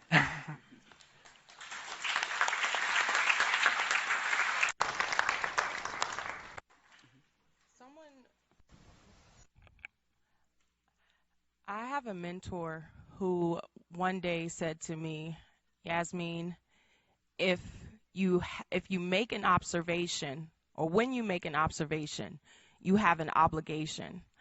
My advice is to find a way, and it's okay to, if you don't know, you just talk to people and ask questions. Each and every one of us was born with a gift or multiple gifts, and we also have talents and then skills that we acquire. Find at least one way in your life to use one or multiple of your gifts, talents, and or skills to inspire, to empower, to help someone else.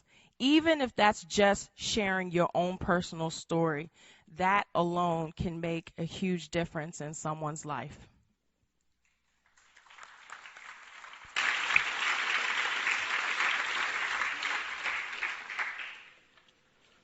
Okay, my advice to young people that want to make a difference to promote peace in the world is to start now. You don't need to wait. You don't need to be called a peace builder before you start to work for peace. Peace is a positive state of social justice and not merely the absence of war. Peace is a language that we all speak.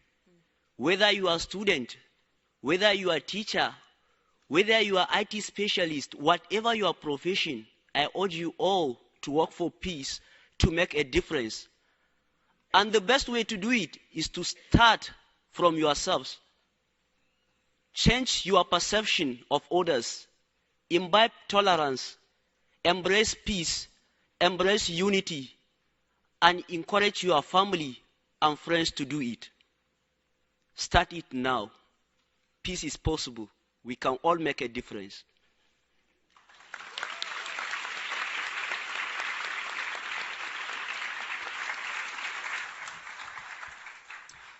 So unfortunately, we have very short time for Q&A, so we're going to take one or two questions. We'll take a couple, and we can continue the discussion afterwards. So one or two questions.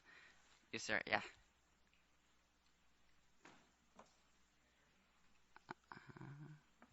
Hello. Yeah. Can you hear me? Yeah.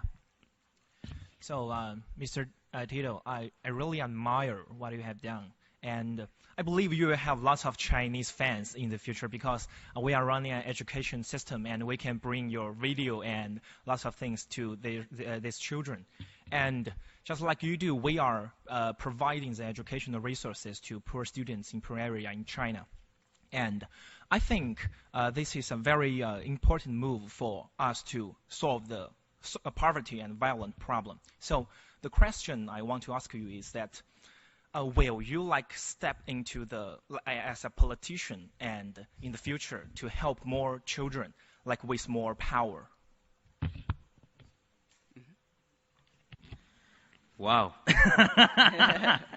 You know, I've been talking to more than 1,200,000 young men in Mexico since the last 2 years, but I've never thought about that. It's been offered to me, but I prefer to preach. I'm a pastor. I'm a Christian. I believe in Jesus. And that's my passion. If I will ever do something, it will be talking about Jesus everywhere, to everyone. That's where I want to be.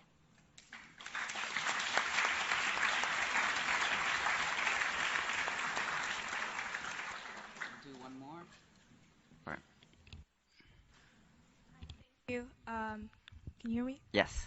My name is Awa. I'm a student at the United Nations International School here in Manhattan. I'm here with the MMC Youth NGO. We're in the front row. First of all, thank you guys so much for sharing your stories. It's a true inspiration. And I just have a quick question for all of you, if it's possible for all of you to answer. You've all created such incredible organizations, and I was just wondering if you could all just tell us about some of the challenges that you faced and how you overcame those in order to succeed. Thank you. Sure. Imrana, you can start us off. Okay. One of the challenges I faced when I started is the issue of safety, because my work is about weakening the appeal of Boko Haram insurgency, and because I live in the hotspot, at that time, discussing the issue of Boko Haram easily evokes fear. People don't want to even talk about it. So sometimes when I approach the schools, we say, we have program here. They say, no, please, don't do it. Because if Boko Haram get to know about it, they may end up attacking the school. So the first challenge is about safety. And at later time, when the situation starts to improve, the second challenge is about kind of recognition the importance of the work you do, mostly from local authorities. Sometimes they just perceive the issue of violent extremism as a security threat that can only be addressed through the use of force. So when you come to explain about your work, this is what I do, that kind of encouragement, you don't get it. So if you don't have like just the passion to continue, you can easily abandon it. And that issue of recognition also translates to issue of funding, because when someone is not interested in your work, he won't even take the issue of funding your initiative serious. I think to me there's two challenges that I faced. One of the challenges for me was ageism. When I was 16 years old and I was telling people, hey, I want to start giving away $10,000 scholarships to students to go to college. And I'm like, no way. Like, this girl, she's cute, but she's going to go off to college and she's not even going to, she's going to forget about it when she goes to college. And thankfully and fortunately, I maintained scholarships running the nonprofit through the rest of high school, through college, and through graduate school. So, ageism is something that you may face if you have, if you have like a very large ambition or dream. Don't be afraid of it. There's a saying that says something about if your dreams don't scare you, then you're not dreaming big enough. And it's true, hopefully people will come around and see the difference that you're making and that you can make. So ageism can be a problem. Funding, and engagement. If you can figure out how to keep the momentum going even as years go along and get people engaged and re-engaged, that right there is the real key. I think one of the biggest challenges for me is learning to kind of still maintain the organization and its work in addition to being in college, being a college student, being, because, I started this, I was 16, 17, and you don't know what you're doing. You have an idea of what you want to do, and you're like, okay, well, I'll improvise my way through it. And when you get to college, you're like, I can't improvise anymore. So I think learning to balance the college life with the organization and with everything else has been a really, and it's something I'm still continuing to do now. But I've been really privileged to have people support me along the way, and I've experienced some ageism, but I'm also very privileged to have people that have believed in me through the beginning. Yeah, I believe that the challenges that they both brought of ageism and the administration of college is present in the challenges that we face as youth.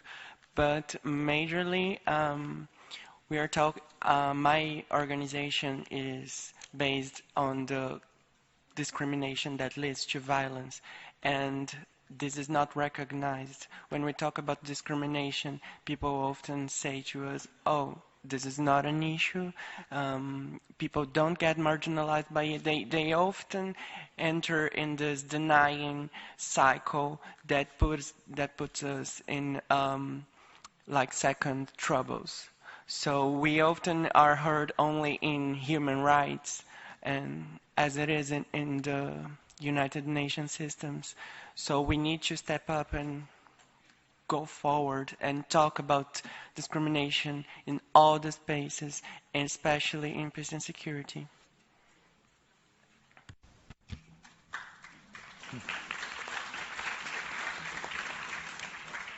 I guess challenges, they're always there. And honestly, wanting to quit, it's always there too when you have a nonprofit. There's so many challenges. Even in your life, you can apply it. But I found 5 things that I just wrote here for you that have always brought me up from wherever I am. And the first one, it's time. It's the not renewable resource. And how you use it is so important. How you're going to do it, it depends on you. The second one is dreams. Dream highly. They're for free. Do it crazily. And when somebody laughs about you, well, show them how crazy you are about your dreams. Number 3, hope. It's right now. It's right here. And it's yours.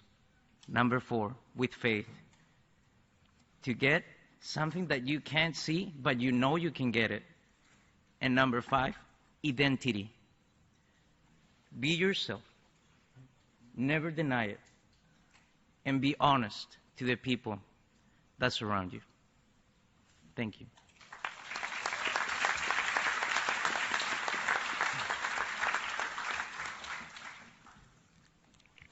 Now I'm gonna give the floor back to Tito. He's gonna give us I'm really excited about this. He's gonna be performing a violin solo for us.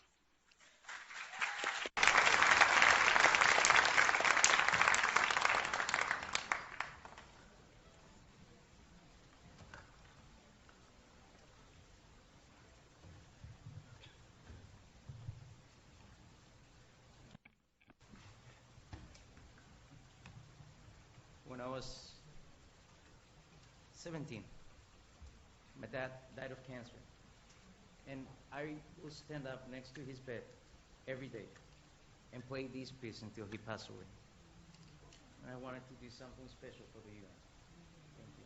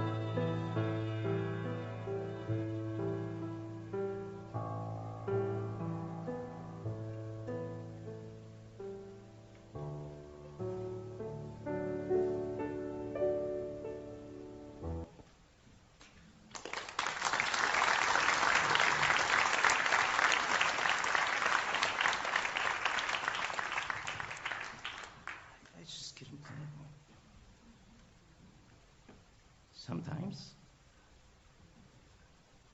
memories come back to you. Yes. But those memories, you open them, you see them, and then you keep going. Always. I'm sorry I can't play it for you right now.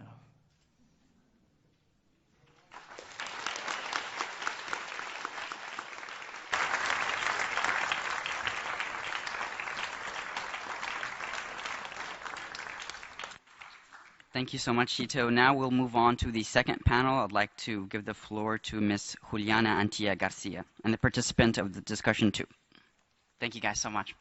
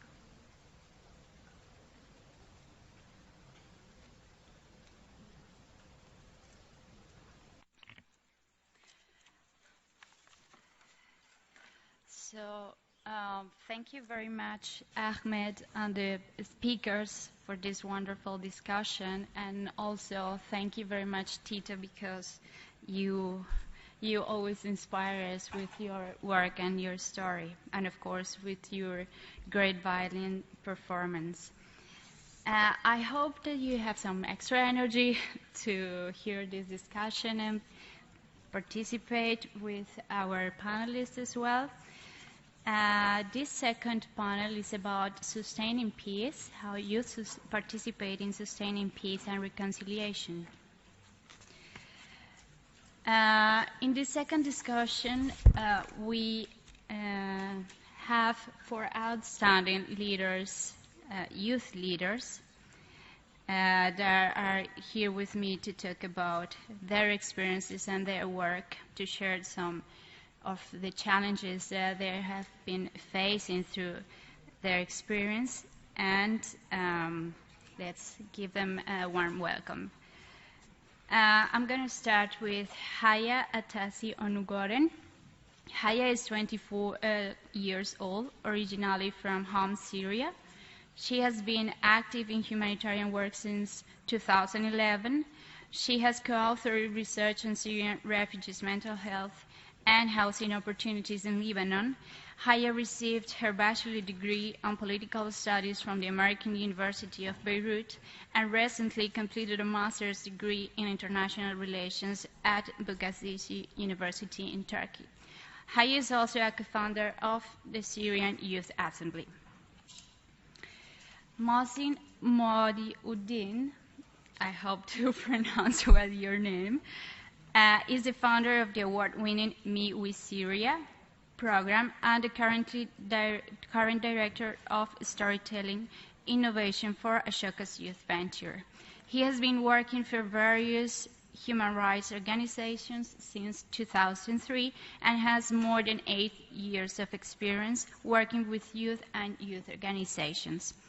In 2012, was named a United Nations Alliance of Civilization Fellow and more recently was awarded recognition as a solver at the United Nations MIT Solve Community.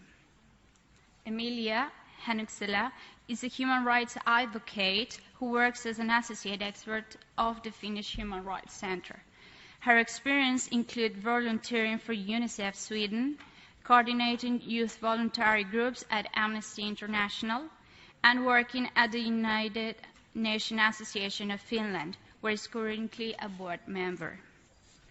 Finally, we have Julian David Rodriguez. He is a Colombian representative of Youth for Sustaining Development Goals, which is a United Nations volunteer program initiative aiming to train and empower youth representatives to sensitize, localize, and advocate for the 2030 agenda.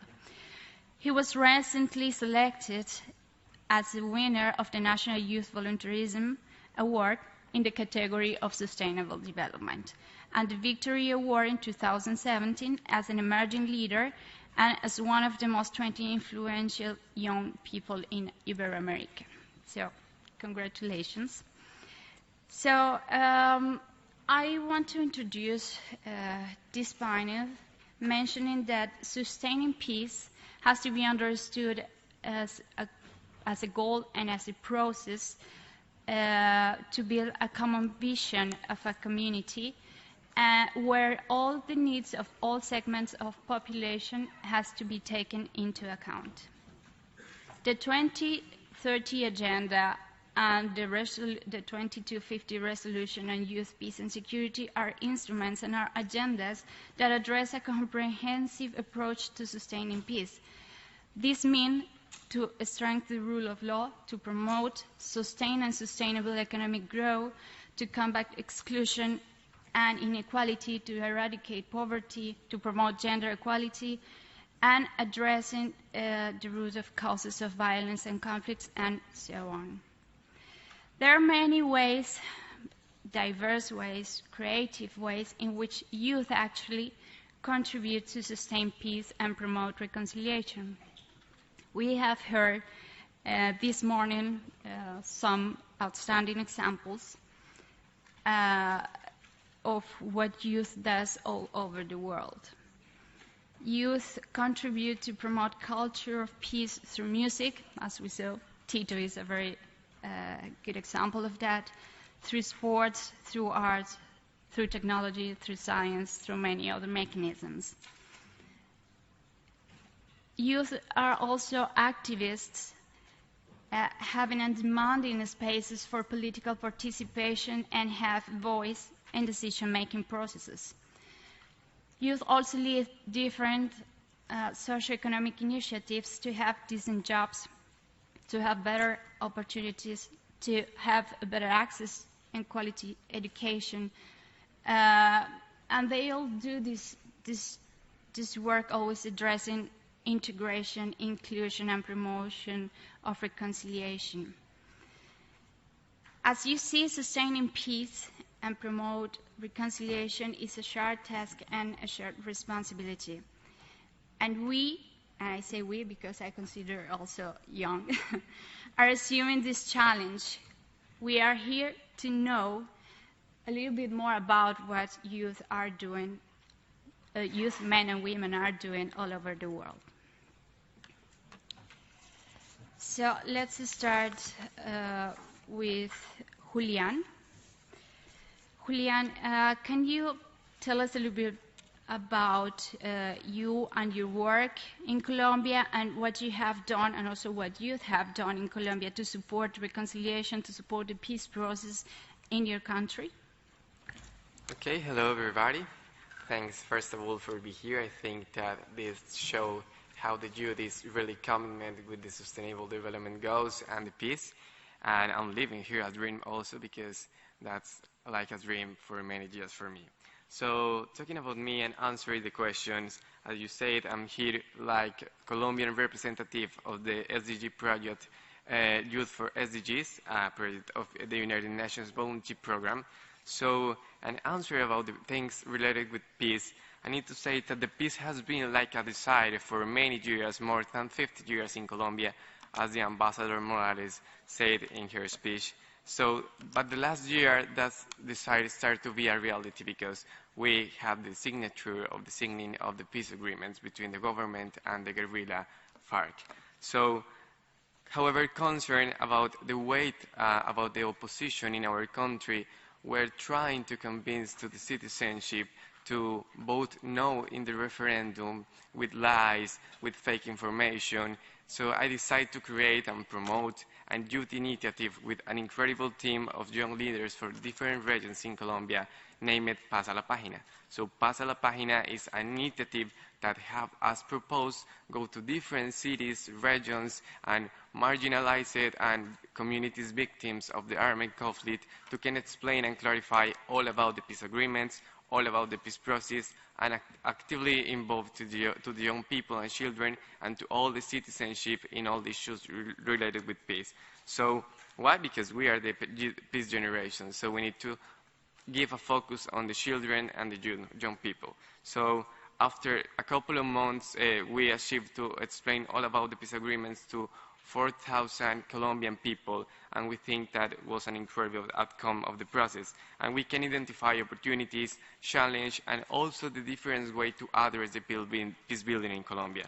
So, but we can see like facts, like for example, when the victims of the armed conflict and the young people can be able to forgive and also take the hands of the people who were in the guerrilla, and why the people who never lead the conflict can do it and can forgive, why the people can be so envy and vote no in the referendum, why the people can decide for the next generations. So I think that that shows that we need to take action and we need to try to define other kind of peace in our country and have another conception. So the slogan of our initiative is Write Together the History of Reconciliation. And why together? Because I think that we as youth represent the past, the present, and the future in the intergenerational dialogue. And I think that that's the key factor, the intergenerational dialogue. If we look the past in Colombia, or maybe in other countries, as Irama said in the last speech, one of the most biggest victims of the armed conflicts is the young people, because we need to decide as young people in the past if we are going to go with the guerrilla or if we are going to go with the military forces in Colombia, but in both cases with recruitment forces. So we need to think that maybe these young people can in the past had dreams and go for other kind of opportunities. So, and in this case, we need to also think that sustaining societies only can be possible when the young people is going to take action to ensure peaceful societies for the next generations. So in Colombia, before and during the conflict, young people are tackling different problematics and promoting youth initiatives about peace building in different regions, as the ambassador says, with a program like Manos a la Paz, with the UNDP and the United Nations about Hagamos las Paces, that is to try to empower youth and children in Colombia, and as my initiative, Pasa la Página. So my key message, maybe for this question, is that we need to understand that the peace in Colombia goes beyond the signing of the peace agreement. The peace needs to begin with each one of us. We need to be addressed in different ways, and that we need to think that the polarization now is one of the most biggest problems in Colombia. So we need to try to overcome these obstacles, and it's a great challenge to can tackle right now, and I think that the youth in Colombia is really interested in doing it.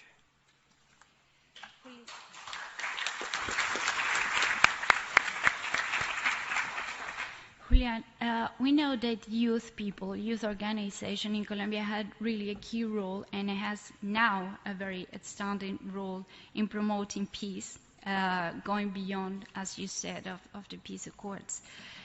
You gave some examples on how young people can get involved in the peace process and promote reconciliation.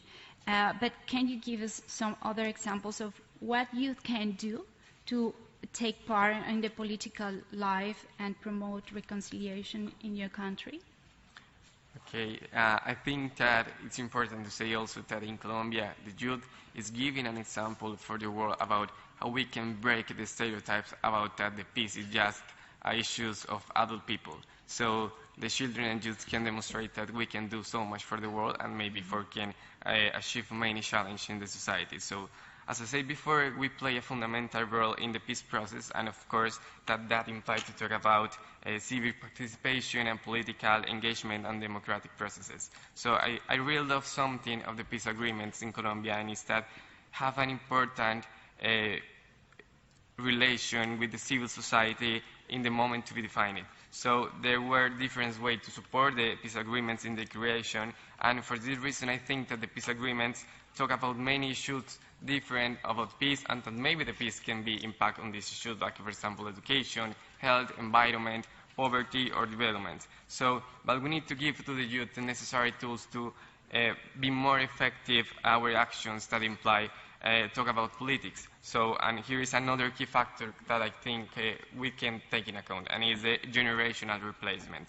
So that requires that a necessary collaboration to empower the youth and our communities, especially in where the conflict was a difficult obstacle promoting a sustaining peace. So that's implied to create or change new mechanisms to allow to young people participate in different decision-making spheres in Colombia and in all the statements about peace process. So, and we can find here an incredible relation with the Sustainable Development Goals, because in both cases we are talking about promotion social inclusion, about empowered youth, and about peaceful societies. So, and in both cases we need to understand that we, the youth, are the only actor possible to carry the agenda from today to the 2030 year.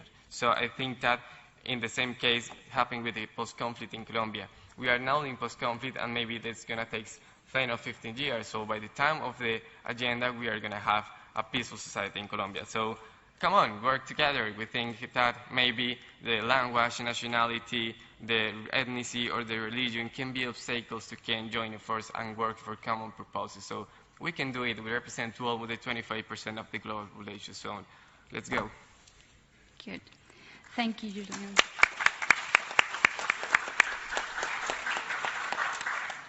So the Colombian youth has a really big challenge ahead, but we are sure that there are many other young leaders, women and men, that are facing this challenge. So now we're moving to Haya. Haya, according to the UNHCR, the number of registered Syrian refugees is over 5 million. Can you please tell us a little bit about your work and what would you recommend in terms of refugee integration policies and programs, particularly for young people? Well, thank you, Juliana, for the introduction. Thank you, Julian, for the great talk. I really would like to echo on what Julian spoke about breaking stereotypes of youth inclusion and the role of youth in peace building and peacemaking. And here I would like to take this time to give the youth which are here in the room, examples of how youth can really be engaged in this. And first I'd like to start with just giving a very quick glimpse about the Syrian Youth Assembly, which was founded just after the World Humanitarian Summit happened last year in Istanbul. And everybody knows that the Syrian conflict has been going on for so long now. And for 6 years, I've been always thinking, like, what can I do for my country? What can I offer for my country? And all of this thinking really didn't give me anything. I just had to take the initiative and to just create something with a group of Syrian friends. And we really created the Syrian Youth Assembly. We are really hoping to build peace in Syria. We are a peace platform. We want to engage as much youth as possible. We want to have a say in the 2250 resolution, which we know it's a really, really challenge right now for the Syrian conflict. And we as youth want to have our voices heard. Especially during the Syria talks that are happening, there is absolutely no representation of youth whatsoever, despite that they are really very much affected by the conflict that's happening in Syria. Another thing I would really like to give an example about, which is something I'm also a member of, which is Shark Youth Forum. It's a very interesting forum that was founded a few years ago, and it really promotes for engagement of the elite, of the youth, of the region, of the Shark region, which really involves the civilizations of the Kurdish, Iranian, Persian, and Arabs. And we really have a lot of conflict in our region, and unless the youth of our region really come together and discuss how can we stabilize our region, how can we build bridges, regardless of all that's happening in politics, regardless of all what, there are stereotypes we have about each other, we as youth really had to come together. And there are lots of really successful examples in this forum, whether in the Syrian Youth Assembly or in the Shark Forum, of really the ability of youth to make their voices heard. So, and unless we took these initiatives, we really weren't able to make ourselves really engaged in this and to allow for the youth integration in these important processes. Thank you, Haya. We know that currently Syria is facing a very difficult situation, and particularly for young people and for the infants. So we know as well that you have an academic background and you have been dedicated these years to do some research. Based on that experience, on the living conditions of Syrian refugees in Lebanon, can you tell us a little bit more about young refugees' mental health and how they cope with post-trauma stress disorder? Well, back when I was studying at the American University of Beirut, my professor told me about a project that she's working on about the effect of PTSD on social and political behavior. Now, PTSD, for those who don't know, is the post-traumatic stress disorder. So it's a mental disorder that some people suffer after experiencing a really traumatic event or a catastrophic event. And it took us almost 3 years to finish working on this research because we worked closely with Syrian refugees in Lebanon. They were actually our focus of our study. And we wanted to understand the impact of PTSD on countries which have ongoing conflict and violence. And from the study, we really discovered that the high prevalence of PTSD among Syrian refugees, which faced displacement, they faced war, and they faced trauma, because we need to keep in mind that Syrian refugees, and more specifically Syrian youth, not only suffered from trauma or oppression, they also suffered from displacement. Throughout these 6 years, we're just going from trauma to another trauma, oppression, and then war, and then maybe torture, maybe losing people we love, and then we're just going to displacement, and then in displacement we have discrimination, and the list just continues. And we really found in our results that the PTSD actually may have an impact on the intractability of conflicts. So let's say that the Syrian conflict now is resolved, but there might be a possibility that Syria might fall into another conflict again, because actually the mental health and the possibility of those people falling into conflict is very high, because it's not only important to work on physical maintenance or to work on the infrastructure in post-war countries. The human beings really have been hurt a lot, and in this study we discovered that it's very important to work on the human being, and specifically on youth, because they are actually the generation which will go back to Syria to rebuild it. And we actually recommended in our study that communication is very important. So it's really important, like, let's say now in Syria we have the government side and the rebel side. It's very important to have communication between both sides, because if we do not have communication, there is possibly no peace that can happen, because many people are thinking of revenge, and we don't really want revenge in our country after the war. And one thing we also found out is the ability of resilience. So not all people who are refugees or not all people who have been through trauma will actually develop PTSD. Many people have resilience in the sense that they can adapt to the conflict, adapt to the trauma, they can adapt, and after adapting they can actually succeed in really overcoming the trauma that they faced. So many people really have the ability of resilience, but many others really are affected by these conflicts. So last thing I have to say, since I have 1 minute, it's very important to help the youth to cope with what's happening around them, because this is the most pertinent way to establish peace. So peacemaking is about maybe resolutions and politics, but it's also about helping the human beings and the youth to really cope with their surroundings. Thank you.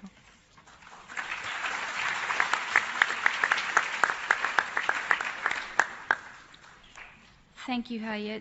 You just point out a very important topic. When we are talking about humanitarian crisis, we need also to address these other kind of problems, because it's in another way to prevent the reproduction of violence. Now, okay, so I'm gonna move to Mohsin. We have here another example of a youth-led initiative targeting youth, young refugees. Mohsin, let's talk about your work, your experience. Share us a little bit about your innovative storytelling work with refugees, youth change makers. Thank you so much. What's up, everybody? We all good? We all awake? Still here. Yeah, still here. First off, let me say the wise words of someone else and admit that I know nothing. Yeah, the wisest among us admits he knows nothing. I only know what I've experienced over the last several years of working in this area of storytelling for change making. We have 9 million, 8 million breaths in a year, 9,000 in 900 in an hour, 23,000 in a day. How we connect our mind and our heart with our breath impacts the chemistry of our brains and our actions, and therefore impacts the chemistry and the actions of those around you. Right? Communication and community share the same root. And one of the greatest achievements of our race as a species, as a collective humanity, was 70,000 years ago when we had the cognitive revolution. We could actually start to communicate with one another. And it was Stephen Hawking that said the greatest failures of humankind came from not talking, and our greatest achievements of humankind came from talking.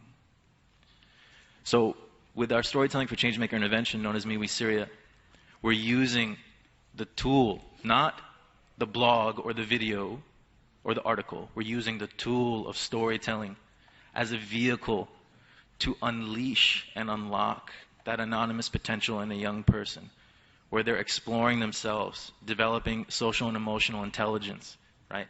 And connecting me to we. We see storytelling as a tool to activate young change makers. Activate, meaning that we're giving movement and exercise to critical change maker skills. What are they? Empathy. Not sympathy, We got a lot of sympathy in the world. The world is on fire right now. Empathy is critical. Creative collaboration. Leadership. Not leadership like we feel good about ourselves on a panel, but leadership about my success as a leader is about helping others succeed. New leadership, right? And creative problem solving. So what we're seeing now is we've activated more than 60 young Syrians. These are teenagers. These are kids in university who have lost everything. And we've given them ownership and co-created this program with them. Not saying, hey, this is how you're going to solve all your problems, but actually giving them the keys to the car. And they've entrepreneured their own versions of our Storytelling for Changemaker program in 8 cities across 3 countries. And in the last 9 months, they've reached 600 Syrian youth. 600. They've created something from nothing. And I think this is something we all have this ability to create something from nothing, no matter how little we have. And communication and storytelling for me, and what we've seen with the program, is the vehicle that we can use to achieve that. We cannot have sustainable peace and development if we don't build the resiliency assets and communications, literacy, and social and emotional intelligence of the people that are going to build that peace. The critical ingredients rest with us in how we connect our mind, right, and our heart and our breath, right, and not limiting the narrative of the world to the things that have happened. There are breaths, 8 or 9 million breaths, right, you have left in a year. Think of the breaths you have not spent. That's the story that's unwritten. That's the imagined reality that we can make tangible right here, right now. It's on us. This building that we're sitting in started with an imagined reality. The phone that you're holding started with an imagined reality. It started with the communication of the self and then connecting that me to the we. The last thing I want to say too is that communications is critical because it's not on the young person only to make change. The systems need to come the other way. Everyone in this room is a change maker. And you guys are transforming yourselves in your communities. It's also upon the systems and the ecosystem around you to come forward when it comes to how schools select students to go into that school, how employers hire, right, future employees, right, how the political system engages you. These things also need to change, but it has to start with us, yeah? Real change starts from within.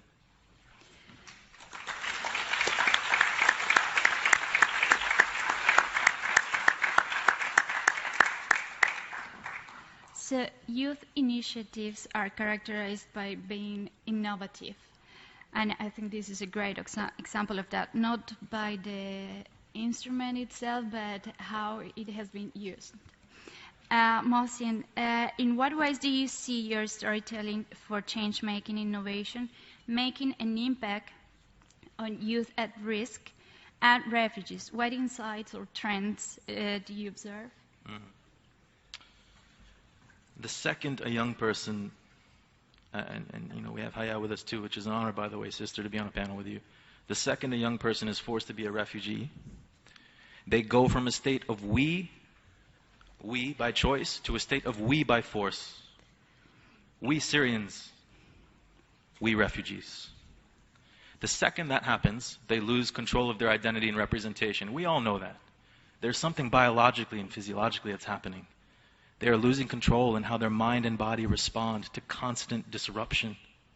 This is neuroscience. This is biology. Their cortisol levels increase. Their capacity for oxytocin to increase, connectedness and empathy, which comes from the front part of our brains. This is real stuff in our brains. That gets challenged, right? So, you know, we're seeing that storytelling is actually enabling them to have a dialogue with themselves by first understanding the young people, their own technology, not this. We're human beings. 5 billion pieces of content are put online every day. Raise your hand right now if you feel the world is headed in a good direction or if the world is like super connected. Yeah, right? There's something wrong with that because we're not in tune with our own technology, right? With how our brain communicates and how our brain responds to stress and trauma. So what we're seeing with our young people, our young brothers and sisters in Lebanon, Turkey, and Jordan, this wasn't by design, by the way, it's co-created with them. They are using storytelling, again, as a vehicle for peer-to-peer psychosocial support and well-being. They're using storytelling as a tool to practice active listening, creative collaboration, as an imaginary space to take these ideas inside their brain and make it real right here, right now. I think the other element to include here is, each and every one of us is a living, breathing narrative. You're a living, breathing story. And not only are we living, breathing stories, but we're living, breathing stories in a world where the only constant is change. If we are not taking a moment to pause, and you know what, for the sake of just doing something different, can we all just do this with me? Stand up for a second. Just 10 seconds, stand up. Stand up with me. All real quick, yeah? I'm going to end my talk on a little exercise because I just don't like to preach, yeah? We're going to explore the unwritten story in your head right now, yeah?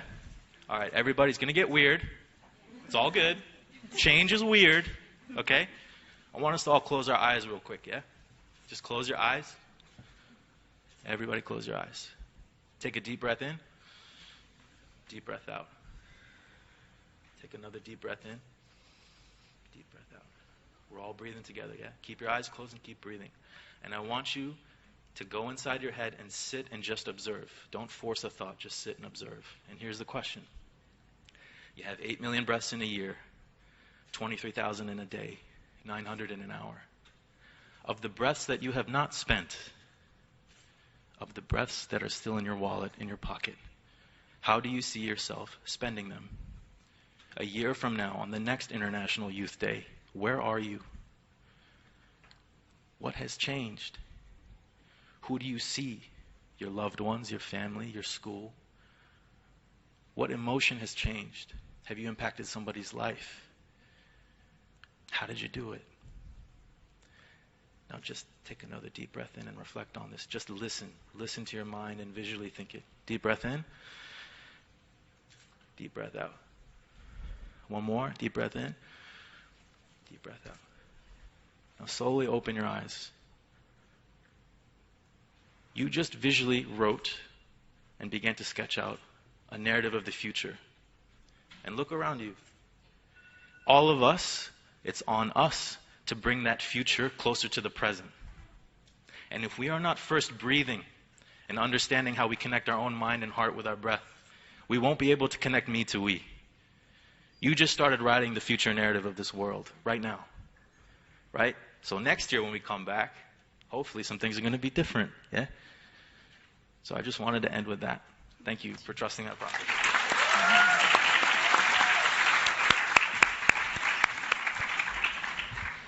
Thank you very much, Marcin, for that very interesting insight of your work, especially for the change that this storytelling tool can make in others' lives. Finally, we are talk to Emilia.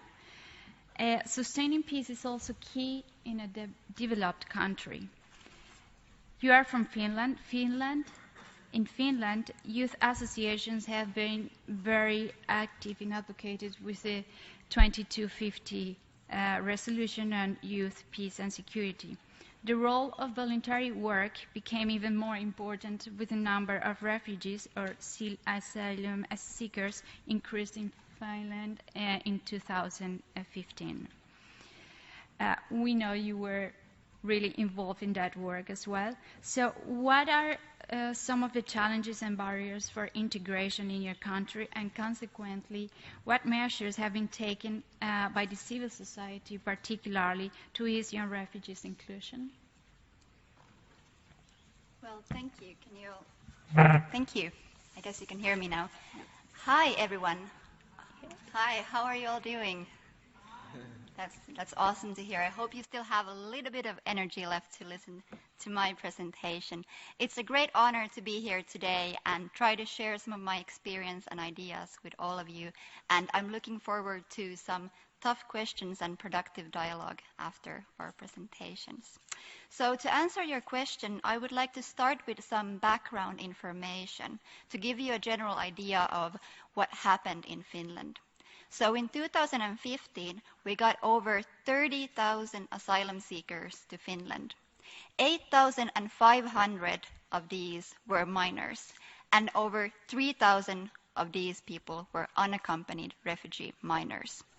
So this sudden increase in asylum seekers led to a number of challenges because we were not ready. We didn't expect this to happen. And now I'm going to elaborate a little bit about some challenges that happen in the context of integrating young refugees into our society. So one challenge that is, for me, very unfortunate to talk about today is the discrimination, racism, and hate speech that has been directed towards these young refugees in Finland. We have also recently received recommendations from the Universal Periodic Review to kind of come up with efforts to build a better society and combat these things that are happening, this racism and discrimination in our society. And in case you don't know what the UPR is, it's a review. It's where the member states of the UN review other states and especially the human rights situation in the country. So we are really aware of these challenges and what's happening in Finland. And I personally think that as a first step to make the situation better in Finland, we should try to abolish these negative attitudes that people in the country have about refugees and young refugees that are trying to come to our country to build a new life and really need the support of us. And I think this can be done by increasing cultural understanding. And this is where we, the youth organizations, really chip in. And we have had a strong role in building bridges between native youth and these young refugees that have come to our country. For example, my background organization, the UN Youth Association of Finland, has organized a workshop on the Sustainable Development Goals to these young refugees. And this has really been an incredible experience for us to kind of have this opportunity to learn from each other and build these bridges. We also have a number of other NGOs that have organized similar activities for young refugees, for example, sports and arts clubs and other leisure activities. So there's a lot going on. We're really active in Finland when it comes to voluntary work.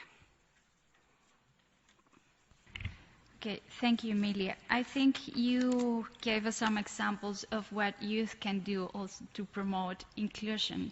And not only talking about refugees, but in general about victims of the armed conflict. We can actually say the same about, for instance, Colombia, where we are in the middle of a society that is divided by war. So I think this is a great example for other young people, youth leaders, to promote this kind of initiatives in other places affected by different kind of conflicts, not only armed conflict. So, Emilia, what are the links between refugee integration and the broader youth peace and security agenda, especially related to the prevention of violence? Well, for me, this link is definitely inclusiveness. The 2250 resolution is as important in peaceful countries such as Finland than it is in unstable areas. And inclusiveness, this is a prerequisite for a peaceful society. And I also think that we can use this youth peace and security agenda as a tool to create more inclusiveness in our societies. Now you might be thinking to yourself, like, how are we going to do this? Does anyone have any ideas? No? Well, I have one. In my opinion, we could do this by guaranteeing equal opportunities for all youth to participate. And I want to give you some concrete examples about this, what we have done in Finland. In Finland, we created a network on youth peace and security in 2016. And this is a network that brings together youth organizations and young people that are interested in building peace and a more inclusive society.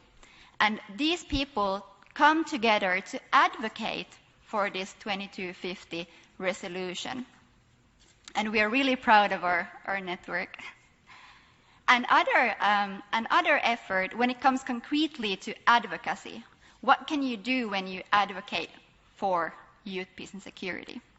As an example, I would like to mention a really recent project that the UN Youth of Finland has had the honor to partner up with World FUNA and also some other UN youth associations.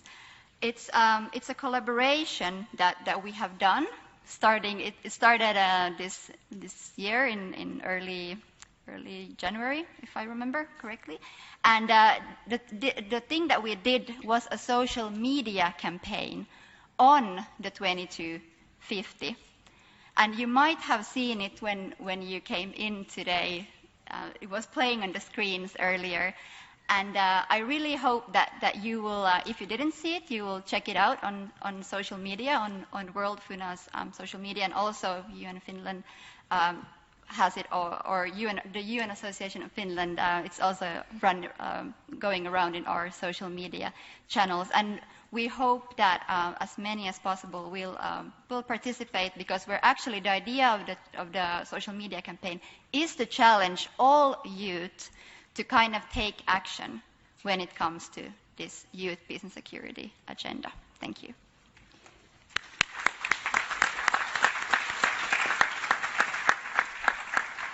So thanks, Emilia. You just gave us an example of how or what can youth do to take action of a resolution. No? So a resolution is, let's say, it's like the legal framework, but we all have the responsibility, the government, the civil society, all different sectors of that society, to implement the agenda. We have finished with the speakers, so I'm going to open the floor for the Q&A questions. We have maybe a space for 2 questions maximum, and I think the first question is coming from Dino Correll, who works at the International Labour Organization. Dina, you have the floor.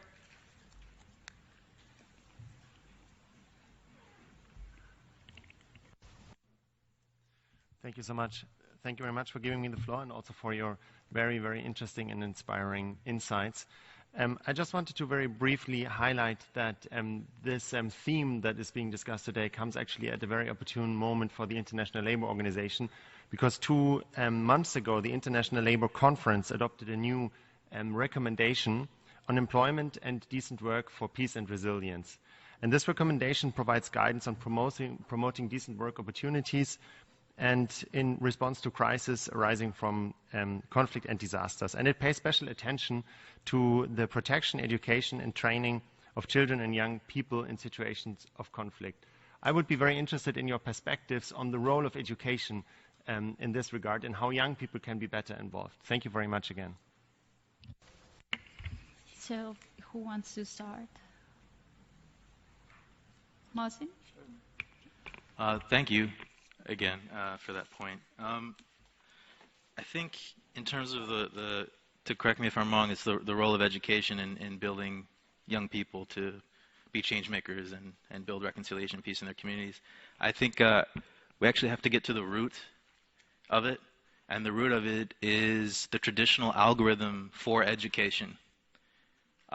Memorize, repeat, score, maybe get a job, maybe get a good reputation. That traditional algorithm is not relevant in a world of constant change and disruption.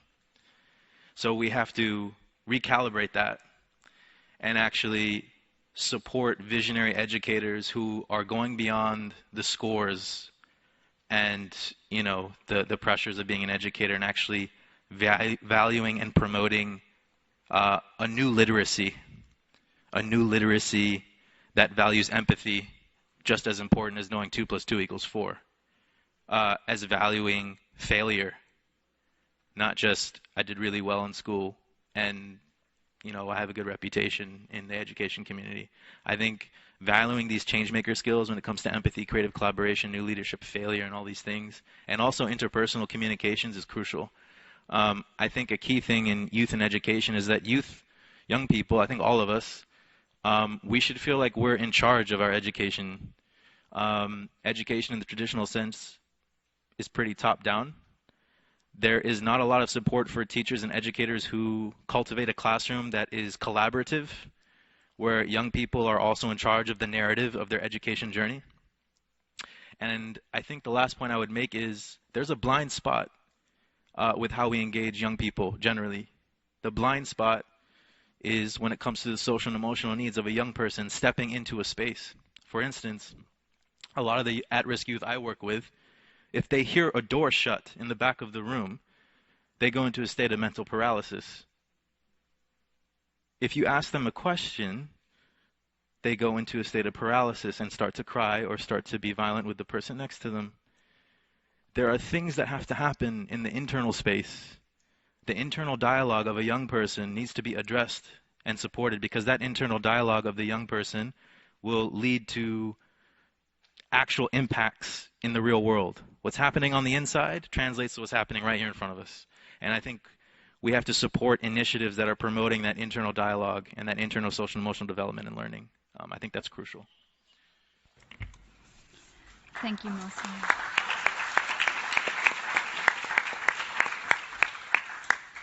Thank you, Mohsen. Emilia? Thank you. I definitely echo everything that Mohsen said here and agree to that, or at least in my opinion, education is the key to peace. And I think in the world that we live now, we really have to start thinking outside the box, to start thinking about new and creative measures, how we can educate youth. We need to build partnerships between different sectors to do this. Otherwise, I think we might have some problems in a few years. So I think we have to act now and not tomorrow. And to kind of link this to my country context, human rights education and education on peace is a really big thing in Finland. That's something that we think is really important. And we have included human rights education in our national action plan on human rights. And I believe we're one of the first countries in the world that has done this. So I really wish, or my kind of like hope and message to all member states and leaders is to do something like this, to recognize the role of human rights and peace education and come together and try to build creative ways to educate our youth. Thank you.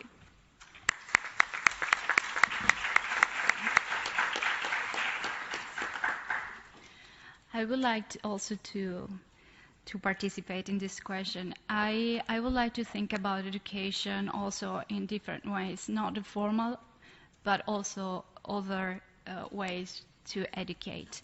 In Colombia, as I work for the United Nations Development Program there, we support youth initiatives to promote or to educate in peace, to promote culture of peace, the values associated to peace. But we do it in a different way, because we do it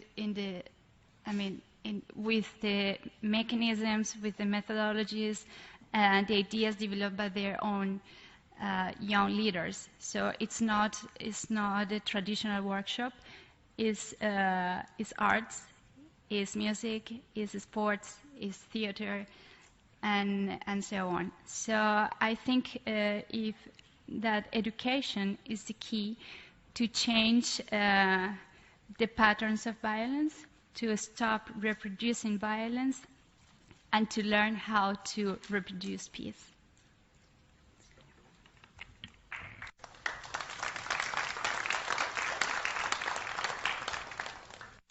So I think the same that my dear college, about education is the key, because we can look how that can let us materialize all our initiatives and our purposes. So because I think that the current education doesn't answer to the needs of the students, of the children, of the youth, because we are living in a world who is changing faster every day, who requires of different needs, who requires of numerous ways to educate. So I think that the traditional education needs to be changed. We need to accept other alternative education ways. We need to try to promote an education for citizenship, for coexistence, for peace, that can allow to the students develop and strengthen different skills and abilities to can promote in their communities the peace, the sustainable development, and many other things. So I think that the education maybe can be the key factor to can talk about peace, for example, in Colombia, because we can conceive the peace process and the successful peace process in the future if we, for example,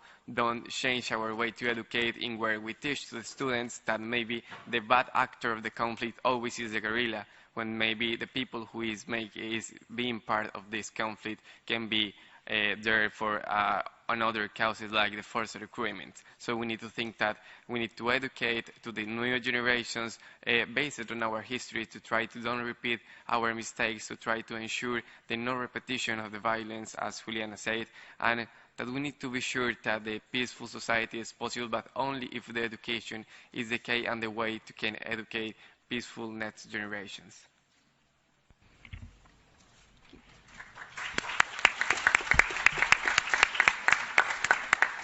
Haya? Yes, thank you. Well, I think that my colleagues covered everything since I'm the last one, but I really have very little thing to say. That one time I saw a photo of a teacher teaching students after the Hiroshima bomb. I don't know if anyone here saw it. The buildings were completely destroyed and there was no school. And then they just got chairs and tables around those destroyed buildings, and there was a teacher teaching them. And this photo really inspired me that they really understood that education is the most important thing to build a nation. And we all know what a country Japan is now and how developed Japan is. And this was really an inspiration. So my only sentence to say here is that I really want us to treat education as a right and not as a privilege, because really so many people treat it as a privilege.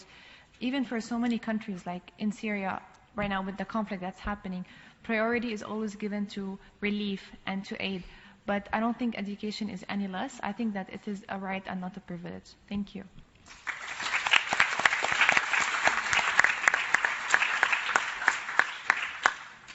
One more question.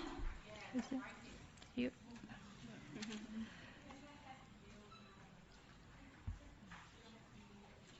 You.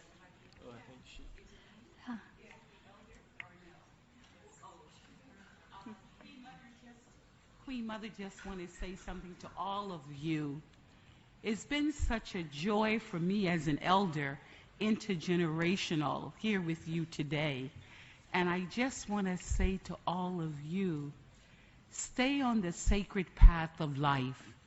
Read within your own heart and spirit and do what you must do. You are who we are waiting for. We are waiting for you to take the leadership and shape the world for world peace. And education is what you spoke about today. Continue your education, whether formal or informal education, and continue to learn from each other. The world is in your hands. And as an elder, I'm going to pass the legacy today to all of you. And thank you for allowing me to speak to you as an elder today of intergenerational. Just all clap.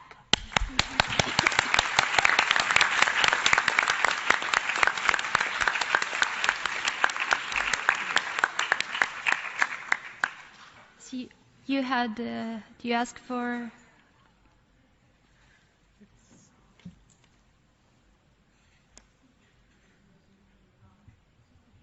Doesn't work?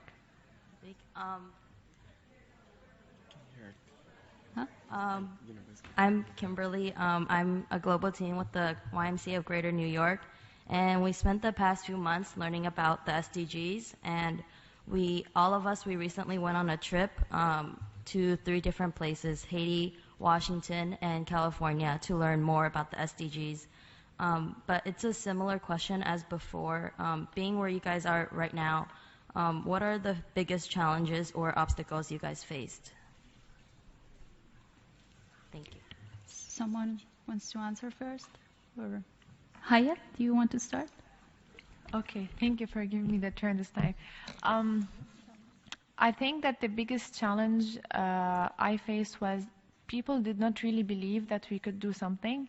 So I remember that I wanted to really study politics and just get involved in these things. When I was 14 years old, I read a book and it really inspired me. And then everybody was like, you cannot do anything. Politics is so dirty and it's not your place. And I really decided not to listen to these talks, and I really believed in myself. So just simply saying it, just believe in yourself, and there will be so many people who will try to let you down. And you will also think that me as an individual, I cannot do something to change what's happening. Like, for me, there's war in Syria. And I personally sometimes feel very desperate sometimes that I cannot do something for my country. But the mere fact that I'm here today sharing my stories with you is really something that I never ever thought I would be able to do. But it really inspires me to continue and to do more. Thank you.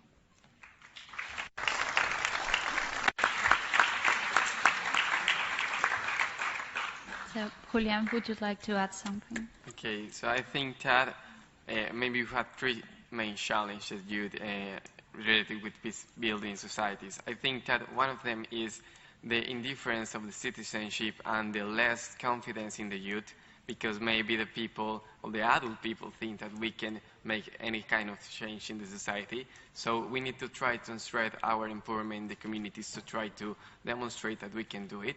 And in this regard, we need to try to promote the generational replacement, because the problem is how the traditional leaders don't want to leave the power of the youth or the roles of power in the society. So we need to try to demonstrate and be sure that we can continue allowing that the traditional leaders take decisions by us, and all the time the same traditional leaders is taking decisions for the next generation. So we think that maybe the generational replacement is the solution to can tackle the indifference and the confidence of the people, because when the people understand that we have the creative required to can change the society, that the young people is also an important actor to can dynamize the society and propose new things, in this moment the world is going to change. So I think that that's the most important challenge to be solved right now. Thank you.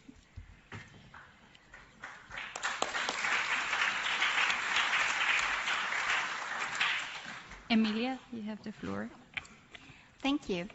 I would like to say a few words about voluntary work and youth voluntary work. I've been active now myself for almost 7 years, and a lot of this time I have been spending coordinating voluntary groups. Something I've noticed, a big challenge, is to keep people engaged, because it's voluntary, right? You don't get paid for it. And I think this is something you might recognize also if you have been volunteering, that you start up with a project, you have 10 people, but then in the end you're like 2 left. So it's a challenge, but my message to you would be the following.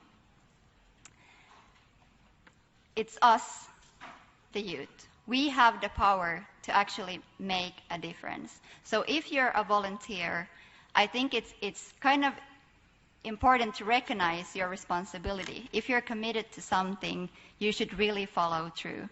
I think this is really important to remember. We're on a mission together. If we actually want to make the world a better place, I know this is a cliche, but I have to say it, we have to stick together. We have to build partnerships and networks, not only nationally, but also internationally. This is the way, this is what I believe in. Partnerships. And I think this campaign that we have been working on with World FUNA, the 2250 social media campaign, is a really good example of a partnership that started with a simple idea but became an international campaign. So I feel like if I can do it and our association can do this, everyone can do this. We can all make a difference if we just come together and build partnerships. Thank you. Thank you.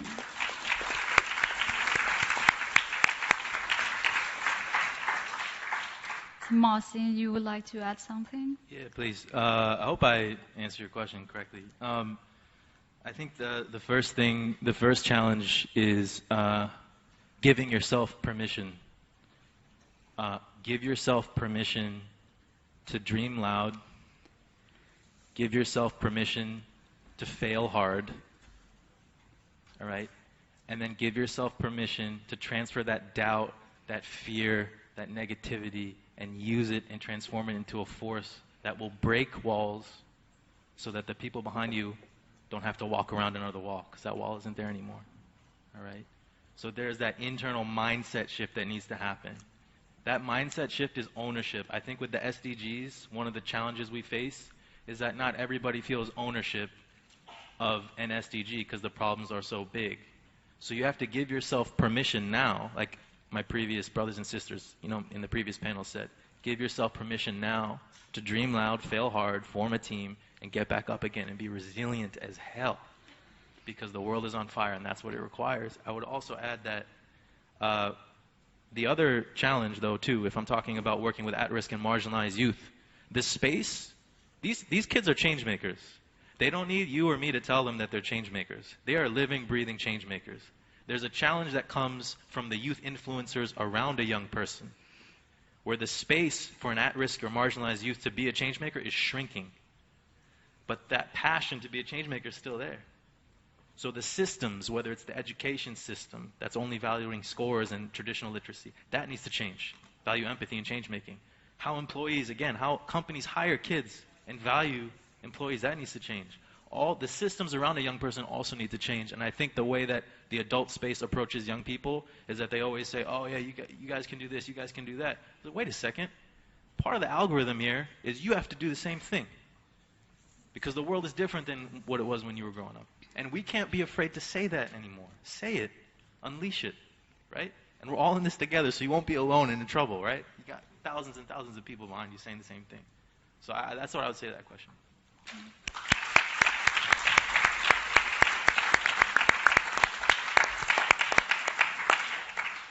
Okay, we have to close now the discussion. I just want to add maybe one comment. Like these initiatives that we have seen through this morning, there are many, I hope thousands of youth-led initiatives that tries to build peace, promote reconciliation, inclusion, the respect for human rights, etc., etc.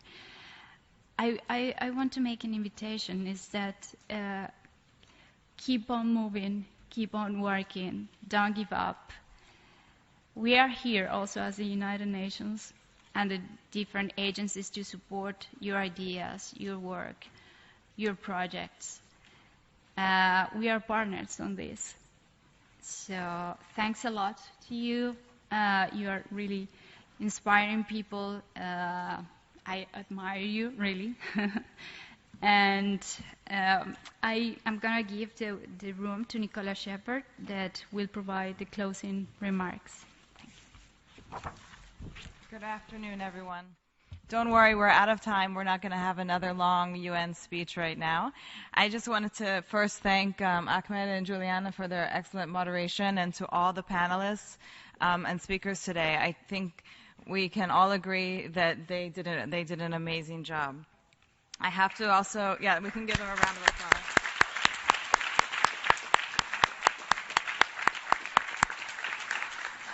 So there were many people that came together to make this event happen today. So I just wanted to thank those who helped us put it together and to bring the speakers, and that's the Interagency Network on Youth Development, the Working Group on Youth and Peace Building, and their co-chairs, Search for Common Ground, UNOI and PBSO, UNDP, UNV, IOM, UNODC, Peace First, the Government of Mexico, U.S. Institute of Peace, and the UN Association of Finland and WAFUNA. And just also one little shout out to my team, Marissa, and everybody else on the team that put this event together. Thank you so much. So I think here at the UN, you see the UN works a lot in silos, and what we're seeing here today, that it's the young people who are really leading us by example in the direction of promoting peaceful societies, inclusive societies, often in very difficult circumstances. We have heard from some amazing speakers from around the world today, and I truly believe that this event is an important step towards changing the narrative around youth, peace, and security, and committing to better supporting young people and their efforts in this area. I think we learned a lot and hopefully got some really good ideas about how we can take this home and build peace in our homes, our communities, our countries, and globally. As Yasmin taught us to ask ourselves what pisses us off and then do something about it.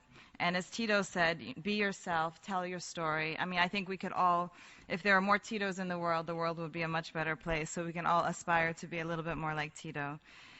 And as Mohsen said, you know, we think about the breaths that we have left each day and each week, and let's make sure that for the rest of the day we make really good use of our remaining breaths. So if you want to do that and you want to keep this conversation going, I'd like you to look on the screen. We have the hashtags where you can go and participate in the conversation. Follow us on UN for Youth on Facebook and Twitter, and let's keep working together on this. So thank you all for coming here today. We really appreciate it, and have a great Youth Day.